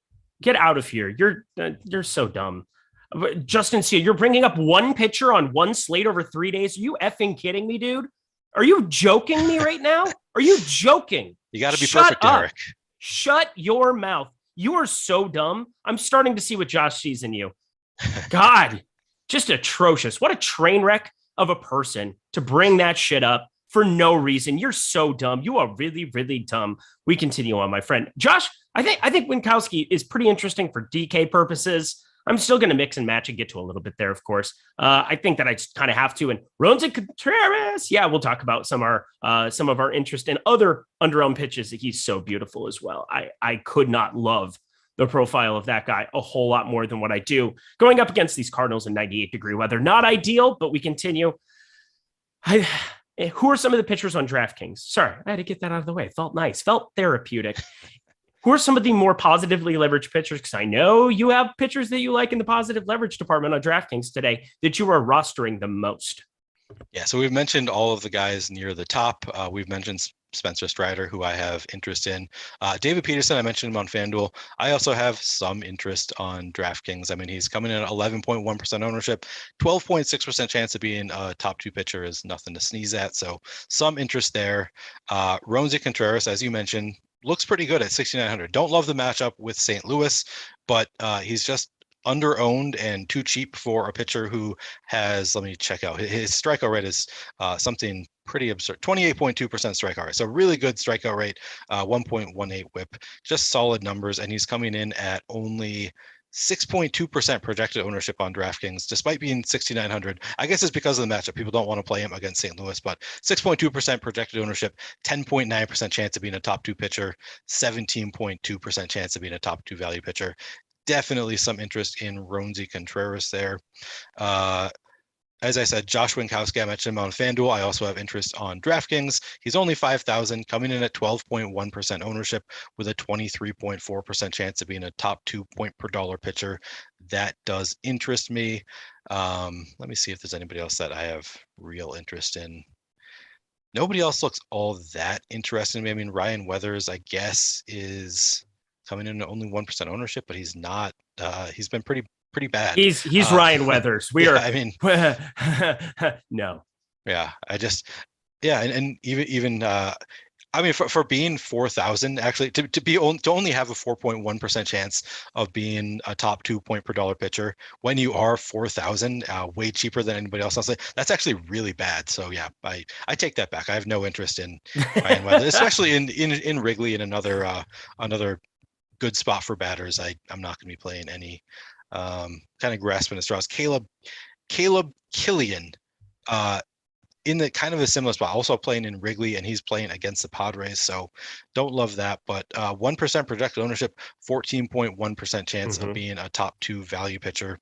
I guess you could play some Caleb Killian. I think Taylor is just mentioning him in chat as well, unless I'm misremembering who he was bringing up. But yeah, I guess you could play some Caleb Killian, but I don't know that there are any other of these super cheap guys that I have a ton of interest in. All I know is that was my favorite segment of all time because I just got all my lineups updated. You're the best. I'm glad I could do that for you. I was going to say Terry McBride is the absolute king of that. He is. There's no doubt about it. But you have learned well, young Padawan. You're crushing the game. You just left me an open-ended question. I did. Well, I just left you a very general, list a million players. That's great. And I probably just going down the line to kind of make it, Caleb Killian is a good pitcher. He's got a top 2 value pitcher percentage of 12.8% in the tools. That makes a lot of sense to get to some of that. Just against San Diego, I'm okay getting a tiny bit there. I mean, he's 1%. That's the whole purpose and looks to be a decent prospect. So I'm all right getting to some of that. But otherwise, it's just so thin for DraftKings purposes. Again, FanDuel, I said, I'm not playing anybody other than Strider under 8K. I'll just take all of the ownership that I would be going to those other pitchers, putting them all into the Strider bucket, and then paying up for McClanahan, Burns, Cortez, going that direction and skipping Berrios and that ridiculous amount of ownership all together for FanDuel purposes. Anything else that we really want to talk about? I mean, obviously we've got 36 minutes here left in this show, plenty of time. Is there anything else? David Peterson was one guy that Terry had brought up. I think pretty darn good for DraftKings and FanDuel purposes. If we're going to just take a random shot, I'm not going to do it on FanDuel. I'll get to a little on DK. 8,400 for him, just kind of a random guy showing up. Jack Flaherty, not going to pitch over 60 pitches is the sound of it. You can't really go click on that name whatsoever. And Connor Pilkington, yeah, pitching in Colorado, not going to happen. Told you how to do it. Somebody Can you asked say it again? Can you say that name again? Connor Pilkington. Hello. That's good. Good, pleased to meet your acquaintance. I know chat was one in it, so I figured. Yeah, you you as well saw do it that twice, earlier. right? I give the people what they want, unlike Tyler, who thinks it's blasphemous. No, He doesn't like the name. What? He just no, just the accent. It could have been a little better. let's hear yours, Tyler. Yeah. What location? Oh my God! Don't British. stop it! Stop it! We're gonna act like you're come so on. good. No, I'm serious. Do you want Oh to my sound like God. you're from Liverpool? Liverpool that's is actually- a little bit higher. Okay, if you're from Liverpool, you talk higher. Whereas if you're in the south That of is London, Scottish. it may What are you talk a talking Yeah, about? that one's Scottish. It's Scottish, Yeah. and goes, but What? Liverpool is the first one. Tyler Oh my has literally God. never left Texas. You can't hold Scottish. Yeah, exactly. versus British I was gonna say, I against didn't him. know you were so cultured in the That's- English language it's in also English false. accents. It's also I can do many. Oh God, accents. I'm gonna have to time you out like Sean V now. This is not okay. Everybody's pissing me off today. You know what doesn't piss me off though? Let's hear it. Stochastic tools and content. Yes, stochastic. Look at that. I'm getting used to saying this out loud. Stochastic. It's still stochastic. Stochastic. I'm loving it. Awesemo.com, as it still stands. It's still in the top left corner of your screen. Use MLB Live, all caps, one word. MLB Live to get 50% off your first month of Awesemo Plus Platinum / Stochastic Plus. Good stuff. Again, everything else is staying the same here. We have all the same great tools for MLB, whether it's player projections, ownership projections, the top pitchers tool, top batters tool, which is so cool. I feel like I shout out Sean Zahn every single time, but he deserves it because that tool is freaking awesome. We have free MLB ownership projections for you today to try out. If you're familiar, you know why they're the best because, I mean, even an idiot like me can go out and win a GPP on Sunday. No big deal. So definitely stop guessing, start winning. Join us at Stochastic today. It's a great time to be alive. I'm feeling fantastic. What? I heard something. That might have been on my end. All right. It's a ghost. There's ghost. The ghost of Sean V is lurking. His 5 minutes are probably up, but we continue. My friend Stacks, anything else from pitching you wanted to talk about? No, I think we covered pitching pretty well. All of the pitchers I have real interest in. Feels pretty easy coming off a 15-game slate yesterday to just talk about 9. Yeah. It's fun doing these live before lock shows where we can just talk about whatever we want to. We don't have to do every game because there's obviously some games that are just like, yeah, it's very neutral, kind of boring. We can just talk about whatever we want to. Talk Neil, about our favorites. What did you want to be when you were growing up? A basketball player, NBA basketball player. Were you a hooper? Oh yeah, I was a hooper. I stopped growing in right around 9th grade, so I'm a little bit under 6 feet. So it wasn't a realistic goal for me. I'm not like, I'm athletic, but I'm not like, I was never athletic enough to compete in the NBA. So it was a pipe dream, but that's what I wanted to be. How about you? Professional golfer. That didn't happen, but I mean, professional. More athlete. realistic. NBA would have been amazing. Yeah, I mean, golf. I've come a couple shots from a U.S. Open before. Yay, sectional qualifying. That was a long time ago. But that's impressive. Had a couple nice runs at trying to get in there. Played in some USGA events, and you realize very quickly that there's another level to these Xander Schauffele's, the Thiegela, who is just torching us out here in Southern California every day. It's like, oh shit, I'm never going to be able to do that in a million years, and I should get an accounting job or something.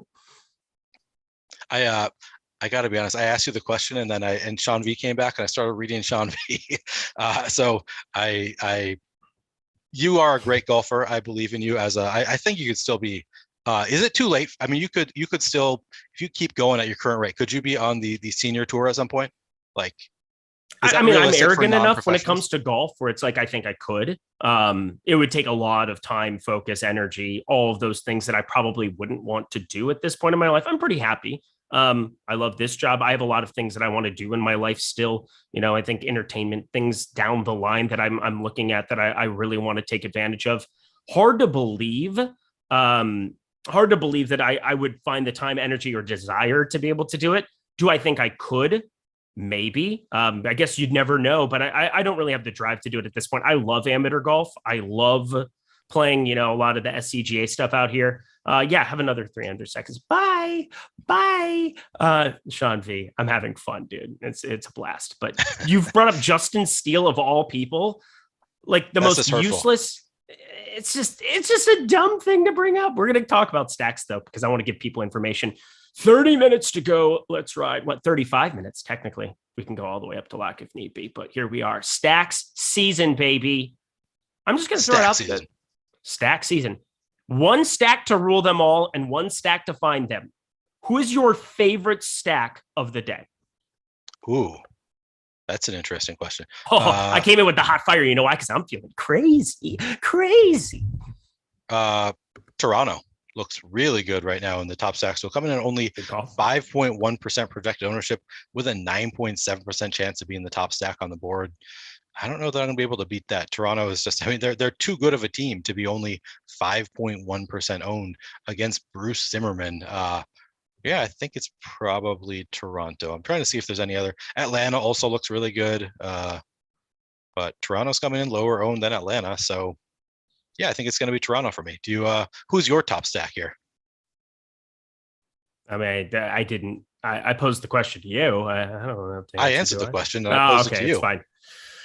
It's going to be Cleveland Indians. I think that we're going to see a lot of rostership going towards these Cubs against Ryan Weathers. I understand it completely. I totally get it. But we're still talking about Coors Field and cheap bats and an easy stackability. I think they come in under-owned is really what it comes down to. We have, let me get this updated, 15.4% top stack potential, 16% ownership share. But if you go individual hitter by individual hitter with Cleveland, there's a lot of opportunities to do some cool things. Oscar Gonzalez is 2,800 is a joke. Obviously, he's going to be crazy popular, 23%. J-Ram is fantastic, 21%. But even when you're looking at like Josh Naylor, 4,300 at 6%, you're seeing Mercado, 8th, 2,400 at 14%. Owen Miller, 4,100, 17.5%. It's easy to kind of rotate guys in. Clement and Miley, not my favorite guys at the bottom end there, but playing a catcher at 3,300 in Coors sounds great. I just think there's a lot of upside in if everybody wants to go to the Cubs, which it really looks like they do. I mean, we're seeing 21.4%, and it could just be a jam situation based off of what we saw yesterday with San Diego, where people just play even more of them than you think. Cleveland becomes very, very enticing to me if I'm just playing one lineup. Yeah, the lower half of that order does look relatively reasonably owned. I mean, as you were saying, Josh Naylor. Guardians, gosh darn it. Come on. Guardians, yes. Did I screw that up? Here's the thing, Jordan Klein. So I'm going to call out Jordan Klein. Tyler Zander, you're a lovely human being. My favorite producer named Tyler Zander. Not even close, by far. Jordan Klein might not be. I don't know. That's a nice compliment. Let's not go too far. Okay, well, you suck at accents is what we learned. Or you have great accents, but you can't recognize where they're from. Anyway, that's not the point of the story. The point of the story is Jordan Klein wears an old school cap once in a while just to, enjoy himself. He's happy about it. And I'm like, now I can't not see the cap once in a while. And it screwed me up because I 2.5 months of baseball, 3 months of baseball, hadn't slipped up once. I feel like I need Guardians rehab now. I need Cleveland Indians rehab at this point. Yeah. I need to get rid of it. It's a bad thing having in my vocabulary. It must go. Yeah. We got to rehab you. I was hoping we would change the name of the site. Maybe Stochastic Eric would not make that mistake, but unfortunately it seems like it's stuck around. All right. Well, rest of the stack board, my friends. We've got Colorado jumping up to the top of the top stack stool as well. There's pretty much 4 very clear-cut offenses that are all. It's rare, even on a 9-game slate, to see 4 offenses with more than an 11% chance at being the top stack. You basically could stack up those 4 and know that over 50% of the time you're running into one of the best teams just by those allocations. I'm not going to be doing that because you can get even better leverage going to teams like Toronto. I love that shout out by you. I love getting to Boston against Caprillion. He's been bad. Caprillion. You always like that one. Do that, Tyler. Yeah, Tyler. That's great. Yeah, bring in the hot fire. But anyway, Go ahead. On the point that you're making, I mean, extend that out. So as you said, those 4 teams with above a 10% chance of being the top stack, extend it out to Toronto and Atlanta. Toronto has 9.7, Atlanta has 9.6. So on a game with 18 slates, we've got 6 teams that have 18 slates. That's what I said. Yeah, 18 teams. Is the words. Okay, Eric. That was this time, great. Yesterday I made a joke and chat was all up on me about it. That didn't sound right. I claimed that it was a 30 game MLB slate.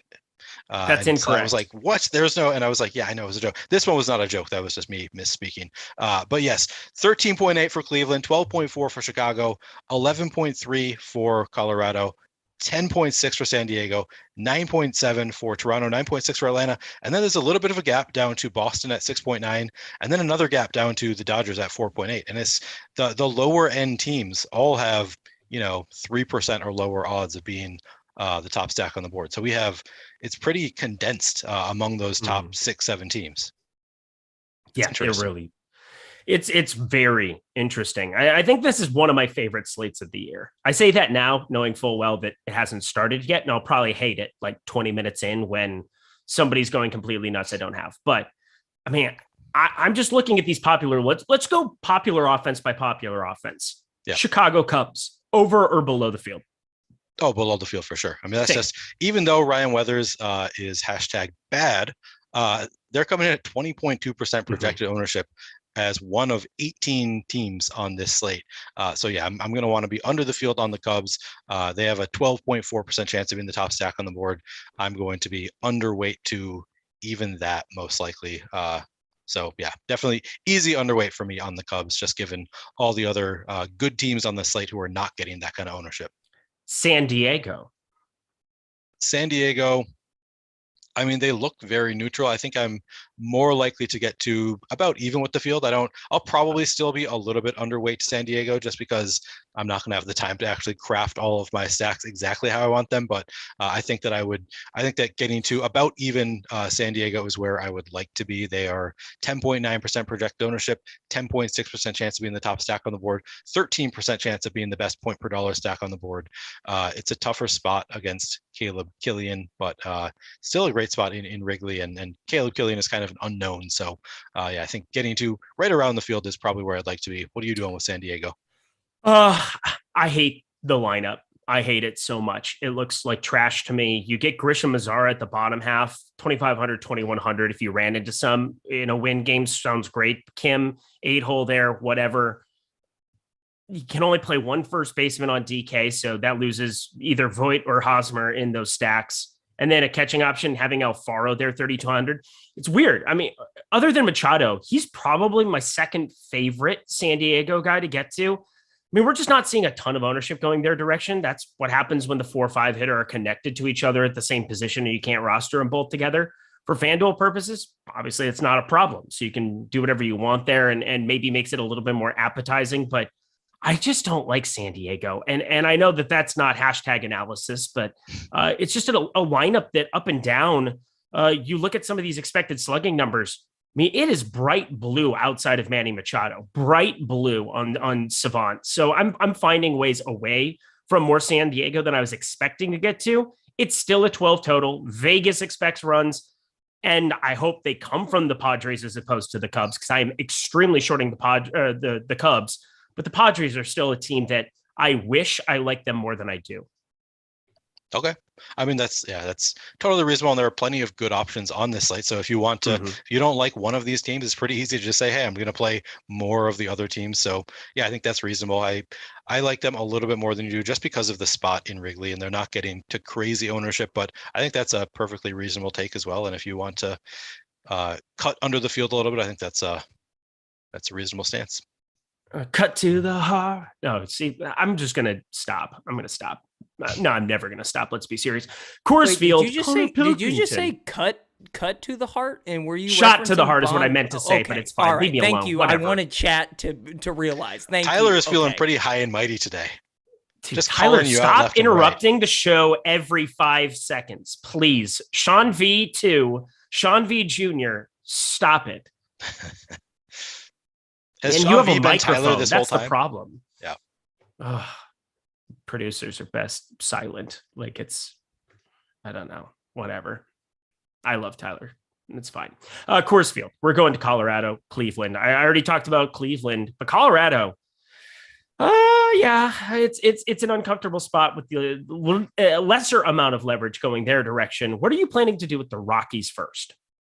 Yeah, I think I'll be a little bit under the field on Colorado, but not by a ton. I'd like to be, just cutting maybe off 10%. Colorado is kind of where I'd like to be, 9 or 10%. They're coming in at 13.8% projected ownership with an 11.3% chance to be in the top stack on the board. Typically, I'm going to cut under that number a little bit, but I'm still going to get to some Colorado against Connor Pilkington. I'm going to get to some stacks. I'll get to plenty of one-offs as well. But yeah, it's hard to want to go too overboard when they're getting 13.8% ownership. And they're just, as I said, I mean, Toronto and Atlanta to me just look so good relative to some of these teams in terms of odds of success versus ownership. So I think I'm going to be under the field there on Colorado. Where do you think you're going to be? I'm going to be under for sure. Colorado, just a little bit too owned for me. Again, these are the offenses everybody wants to be playing today. And Cleveland's the one that I feel the most comfortable with. Some of the top end guys. You get the 9-inning bump, guaranteed 9 innings. You get an opportunity to get to some mid-range value that just gives me all the pitching. And I think the under-owned offense between the four. So I think Cleveland, it's nice to have a Coors Field slate where it doesn't feel like everybody's going there. So Cleveland is the offense I prefer in the spot. Colorado's not bad. I mean, 12%. They're basically the identical top stack percentage is what you get for the Cubs, and you're getting them for 6-7% less in the aggregate. So like, I feel pretty confident that Cleveland still is the best team to get to. They've got the highest stack score. Once again, I believe that is that's not free today. No, it's not. But I'm just giving you guys all the goods because I love you. All right. We've talked about the 4 chalky offenses. You talked about Toronto being a team that you wanted to get to a little bit earlier. Expand upon that for the people, please. Yeah, I mean, Toronto is facing Bruce Zimmerman. That is a pretty nice spot. He's got a 16.6% strikeout rate, 1.4 whip. Just not an incredible pitcher. It is in Toronto. The Blues have a 6.2 run implied total. So 6.2 run implied total for the Blue Jays is even with the Rockies. It is just ahead of the Guardians, and the Rockies and Guardians are getting far more ownership than the Blue Jays are. The Blue Jays coming in at 5.1% projected ownership with a 9.7% chance of being the top stack on the board. So they are just behind San Diego and Colorado in terms of top stack odds. Colorado at 11.3, San Diego 10.6, Blue Jays at 9.6% chance of being the top stack on the board, but they're getting less than half of the ownership at 5.1%, whereas the Rockies have 13.8 and the Padres have 10.9. So just the ownership relative to odds of success. I mean, that's the way I play the game. I play an exploitative style, which means if the field is going to be playing too little of a team that has high odds of success, I'm going to be overweight to that number. So yeah, the Blue Jays it's a great spot. They're a great team. I don't really know why the field is only at 5.1% right now, but if the field is going to stay there, sign me up for that all day. What's your level of interest there? I love Toronto. That's a great shout out. I did my prize picks video earlier. After last week being so fantastic, I've been bit by the Sean V bug the last 2 days. Couple of offers. It's been brutal in the prize pick streets. And now we're going Wednesday. We got to fire it up here. Why is everybody doing American Pie in the chat? And then, yes, the Weird Al version. I know that whole thing front to back. Did you know this junkyard slave isn't even old enough to shave? But he can use the force, they say. Oh, can you see him hitting on the queen, though she's just... That's fine. Yeah, I have not heard the Weird Al version of it's so good of this song. Bye this year. My this year Anakin guy, maybe Vader someday later. Now he's just a small fry. That is art. That's poetic, if you will. Yeah. He's a talented guy. I mean, nobody talks about it. Nobody talks about how talented Weird Al is. Wasn't there a movie coming out about him? I thought there was. Probably. Maybe not. I might have just made that up. Like I'm making up analysis every day. No, there is. There is? Who is it? Who's playing Weird Al? Do we even know? Google it. Find out for me. We got to keep talking stacks here, baby. We're going to keep talking the stackies. I love St. Louis today, too. I talked about it, 98 degrees. That's been fun the last couple of days. I thought I was going to win all the money had 35% Paul Goldschmidt yesterday at 4%. That was an enjoyable experience in life. You know what else? I lost money on the slate died at the hands of Tyler Mahle and Miles Michaelis and all these other things that I did not have. But we continue on. American icon Daniel Radcliffe. That is phenomenal casting if that's true. Daniel Radcliffe as Weird Al? Oh, interesting. That would be incredible. Oh, okay, I cannot wait for that. Back to baseball, I think, but I'd rather talk about Daniel Radcliffe and how amazing of an actor he is and how we would all be super screwed up if we were given a Harry Potter role when we were like 10 or 12 or whatever he was. Like, we would all be messed up people. And he seems like a pretty well-adjusted human being who likes to have fun and make weird stuff. Never gets in trouble. Yeah, just a good guy, seems like, for a child actor. Way to go, Daniel. Yeah, shout out. The few, the proud, the child actors who survived. So you like St. Louis. They do look good in the top stacks tool. They do. Do you also, I don't know, maybe you talked about this a little bit. How much interest do you have in Roansy Contreras on the other side? Is this a scumdacker spot for you? Yeah, I love Contreras. He's such a great pitching prospect, but there's no doubt that he's giving up hard contact, that there's opportunities here. 16.4 degree average launch angle, 43% of hard contact. You know when that's a problem is when it's 100 degrees outside. Yeah. Just throwing it out there. And it's just an under-owned offense. And I jammed them, I think the last 2 days, I've just been jamming St. Louis Cardinals. It's been pretty good. Again, I still got murdered yesterday and had nothing to do with, hold up. Terry McBride sending an image. Oh, can you send this over send this to Tyler? This is just like fantastic stuff. Oh my God. I'm looking forward to seeing what this image Dude, is. This movie, I don't know the last time. I love Weird Al. I've always thought he was very innovative. Is Daniel Radcliffe as his Weird Albuquerque, like the you're out of apple fritters? No, we're all out of apple fritters. You have no idea what I'm talking about. You have any bag of mice? Let me go check. Nobody knows. If somebody in chat actually knows what I'm talking about, I would be extremely, extremely impressed. But I'm excited for that. I mean, it's obviously Daniel Radcliffe in a movie, but yeah, it is. All right. We continue on. I'm getting to a couple more Padres than what I had said before, just because it seems like they are really unowned, for some reason. Yes. Just wanted to double back on that because I did just say that I just don't like I do not like it, but I also like tools and content that we provide here because it's much smarter than I am. So I'm going to be playing more San Diego. I just had to make that adjustment and say it out loud. Okay. But working down St. Louis, I like, I'm going to scumdacker that one for sure. Roansy Contreras, get it to some on the other side. The Dodgers feel like they're not even on this slate, and they're the best offense in baseball, and Reed Detmers is not good.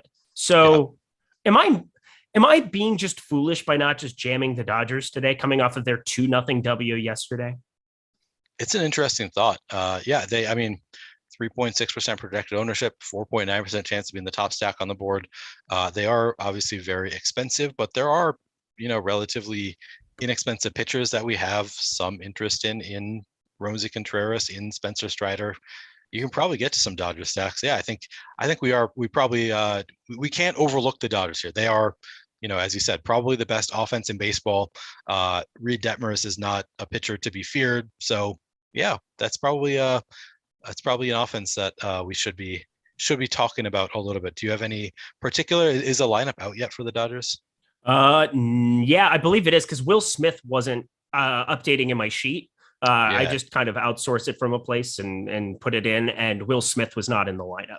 Freddie Freeman at 1.1% projected ownership currently. See, this is what I'm getting at. As the more I look at it and stare at it, the more I feel like I need to upgrade the Dodgers substantially. Yeah, I think you're right there. I think they are being overlooked. The highest owned bat in the entire lineup is Trey Turner at 8.2% projected ownership. That is really low for a Dodgers. And he's 6,100, obviously. There are no really cheap bats throughout the lineup. The cheapest I can find is Gavin Lux at 3,800 in the 9-hole. So it's tough to get there, I guess, just because of how expensive they are, but you still can. I mean, as I was saying, there are plenty of cheaper pitchers that we like, and we could probably find a secondary stack that's a little bit cheaper. So I think it makes some sense to pay up to be contrarian here. I like it. It's good. Swiss Army Man is amazing. It's one of the weirdest movies I've ever seen in my entire life. But again, that's the Daniel Radcliffe thing where it's like, yo, you're doing literally whatever you want if you're making that movie. Paul Dano, right? He's the other guy in it, I believe. Swiss Army Knife? I haven't seen it. It is the weirdest. It's like The Lobster. Have you seen The Lobster? I haven't seen The Lobster. Also insanely weird. Those two were made for each other, those two movies, that's for sure. All right. Yeah, I'm going to upgrade some Dodgers here. Any stacks that you just are completely vehemently against getting to? I think the Cubs, pretty explicit, we had said before. Washington, no Soto, no chance I roster anybody there. Tampa Bay against Cortez, I feel like I want to, but I'm not going to. How are we feeling about all these other stacks that it just feels like are there? Anybody else that you're just going to be shorting aggressively, or anybody else that you're getting to at the bottom end? I don't know if there's anybody else that I'm really shorting aggressively beyond the Cubs, just because all the teams at the low end are not getting much ownership, so you don't really need to do much to short them aggressively.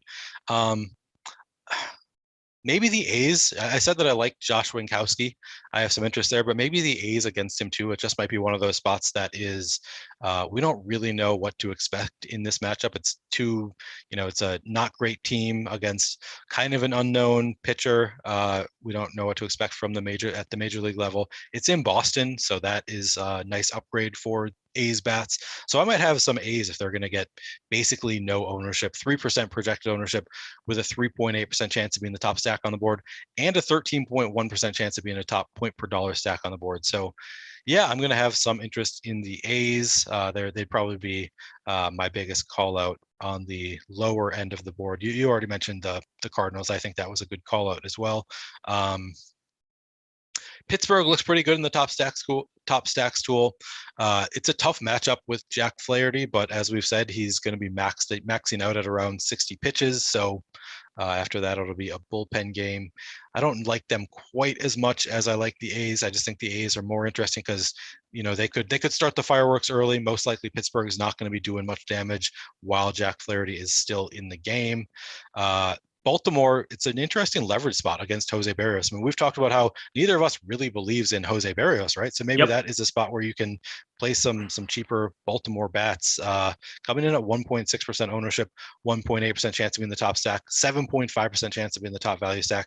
You looked like you were agreeing with me there. Do you have? I was muted because that's my new thing. Is I'm incapable of recognizing the mute button. Real quality job by the old host and analyst over here, but you don't have to tell me twice to play Baltimore. I mean, they just got done putting up gobs of runs and winning a GPP for me on Sunday, so I'm happy. I've got good juju going with Baltimore. Why not? Hashtag analysis, but run it back. Run it back. Is Rutschman going to be good eventually? Because I don't like what I'm seeing. This is not enjoyable. He is unplayable right now at a catcher position in my dynasty league, and I just want to throw up. I mean, so my inclination is to say yes. It's just it's hard to adjust to the major league level. But then I remember Matt Wieters. Do you remember? Mm-hmm. Were you a fantasy baseball player in the Matt Wieters? Yeah, Washington. He was the one. Yeah. They had no the Orioles. Matt Wieters. When he came up, he ended up playing for Washington. Yeah. Right. Early on, he was in the Orioles organization coming up, and he was like the one who was so good where they were doing the.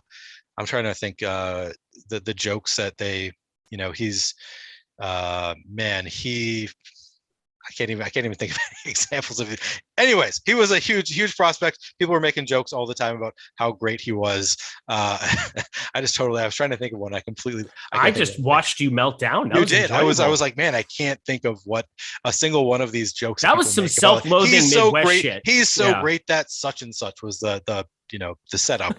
Anyway, he was not nearly that good. I think he had a reasonably long career, but he was not ever all that successful. But coming in, he had huge expectations. So maybe there is some chance that Adley Rutschman won't live up to it, but I still think he's probably going to be fine over time. It's just he's really early in what should be a very long baseball career. He's only 2,200. Maybe this is a spot to take some Adley Rutschman in the cleanup spot against Jose Barrios. I'm interested in that.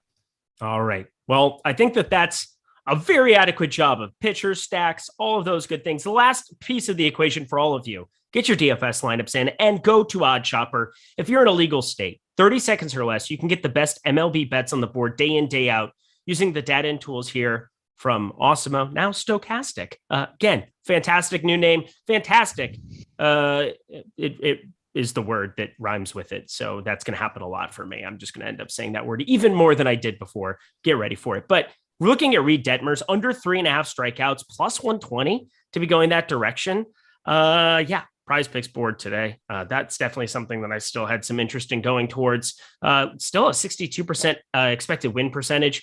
Feel like that's a decent enough number for Prize Picks. I probably don't want to get carried away with it now at that number. It was a little bit lower earlier, but Luke Voit under 0.5 home runs. Weird to see a 0.5 at minus 185 on the under for a home run prop, but there it is. OddsShopper, not a fan of Luke Voit in terms of his power, in terms of his opportunity here. I mean, he's clean up with the win directly at his back, but should be interesting to sweat that one for sure. But minus 185, you never see the under at that kind of a number. It's always minus 200 or way, way worse, usually minus 500, 600 for most major league hitters. So that is crazy to see 25% expected ROI. That's going to get added to the board. Caleb Killian, we talked about him as well, over 3.5.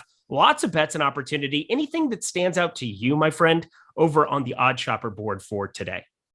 Yeah, so Tyler Anderson over 4.5 strikeouts looks pretty interesting to me. 13% expected ROI, 69% expected win rate. That's pretty nice. Corbin Burns, man, under 6.5 strikeouts. It looks good in the tool, so I guess I have to like that. These tools are smarter than I am. Under 6.5 strikeouts for Corbin Burns has an 11% expected ROI, 58% win rate.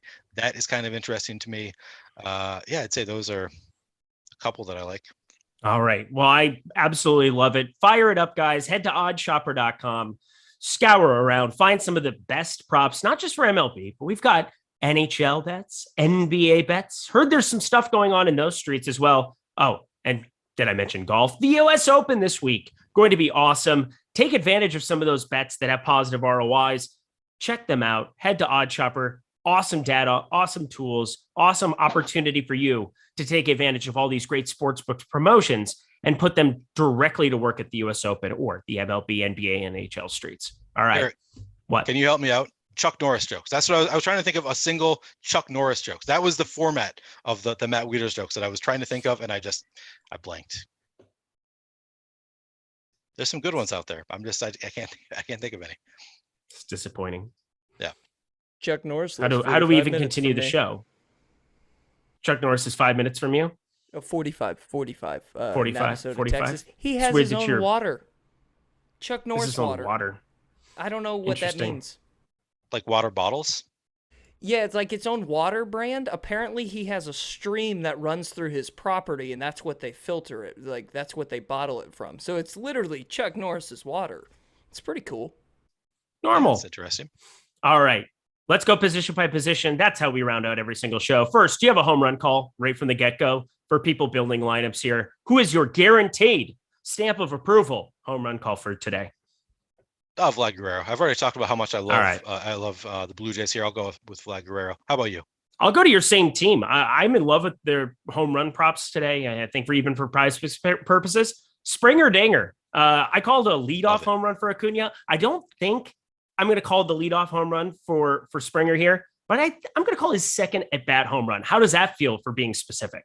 Wow, I love the specificity here. I'm here for it. You nailed it last time with Ronald Acuna, so yeah. That was enjoyable. Enjoyable. I really don't give out enough home run calls, so there it is. There you are.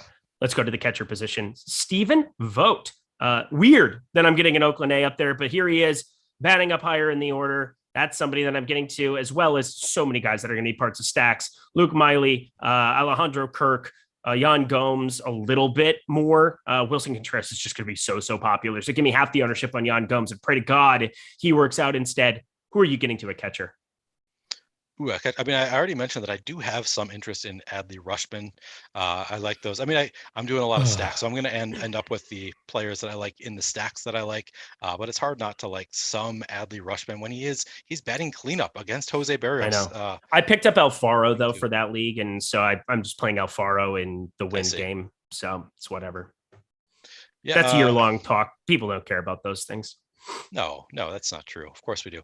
Alejandro Kirk also. Sure. No, you're right. Nobody cares. I can't help talking about my season long too. And people just nobody whatever. Alejandro Kirk, I have some interest in. Again, batting cleanup for Toronto in a stack that I love. So sign me up for some Rutschman. Sign me up for some Kirk. Will Smith, obviously. We talked about the Dodgers stack. I have some interest there. Yeah, those are some guys that I think are going to be a little bit under-owned. All right, first base. Y'all don't understand. Put your hands up in the nailer. Yeah. No. And Paul Goldschmidt, all the Paul Goldschmidt part 3. It's like 3 days in a row. I'm just jamming this guy. It's been fun. What are you doing at first base?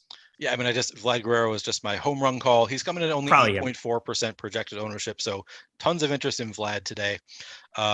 Freddie Freeman, as I mentioned, coming in at only 1.5% projected ownership on DraftKings. That is really low for Freddie Freeman.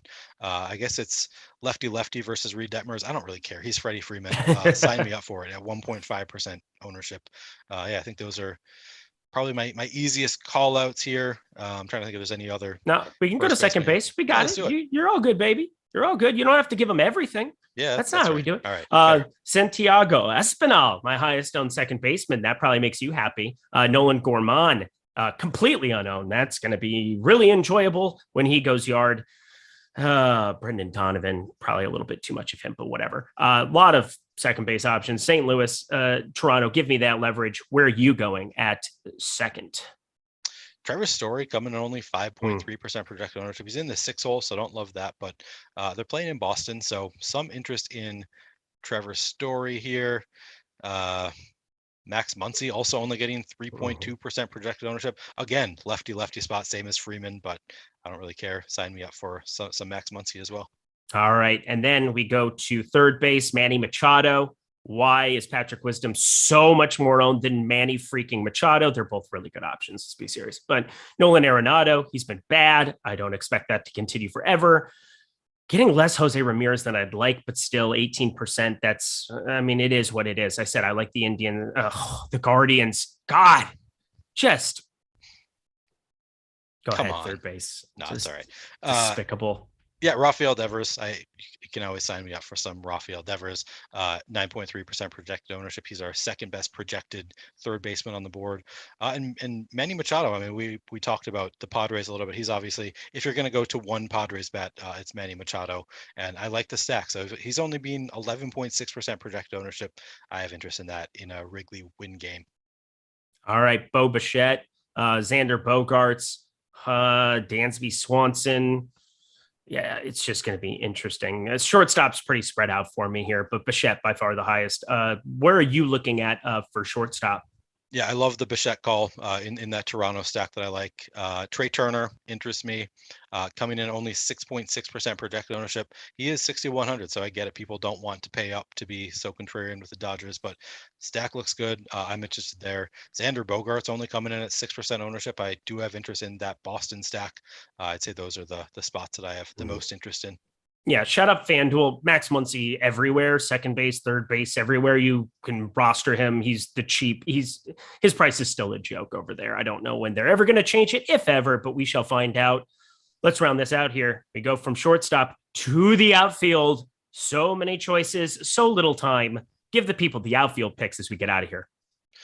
Yeah, so Ronald Acuna looks pretty good. You call George Springer as your home run pick. I'll back that up all day. Mookie Betts only 5.9% projected ownership.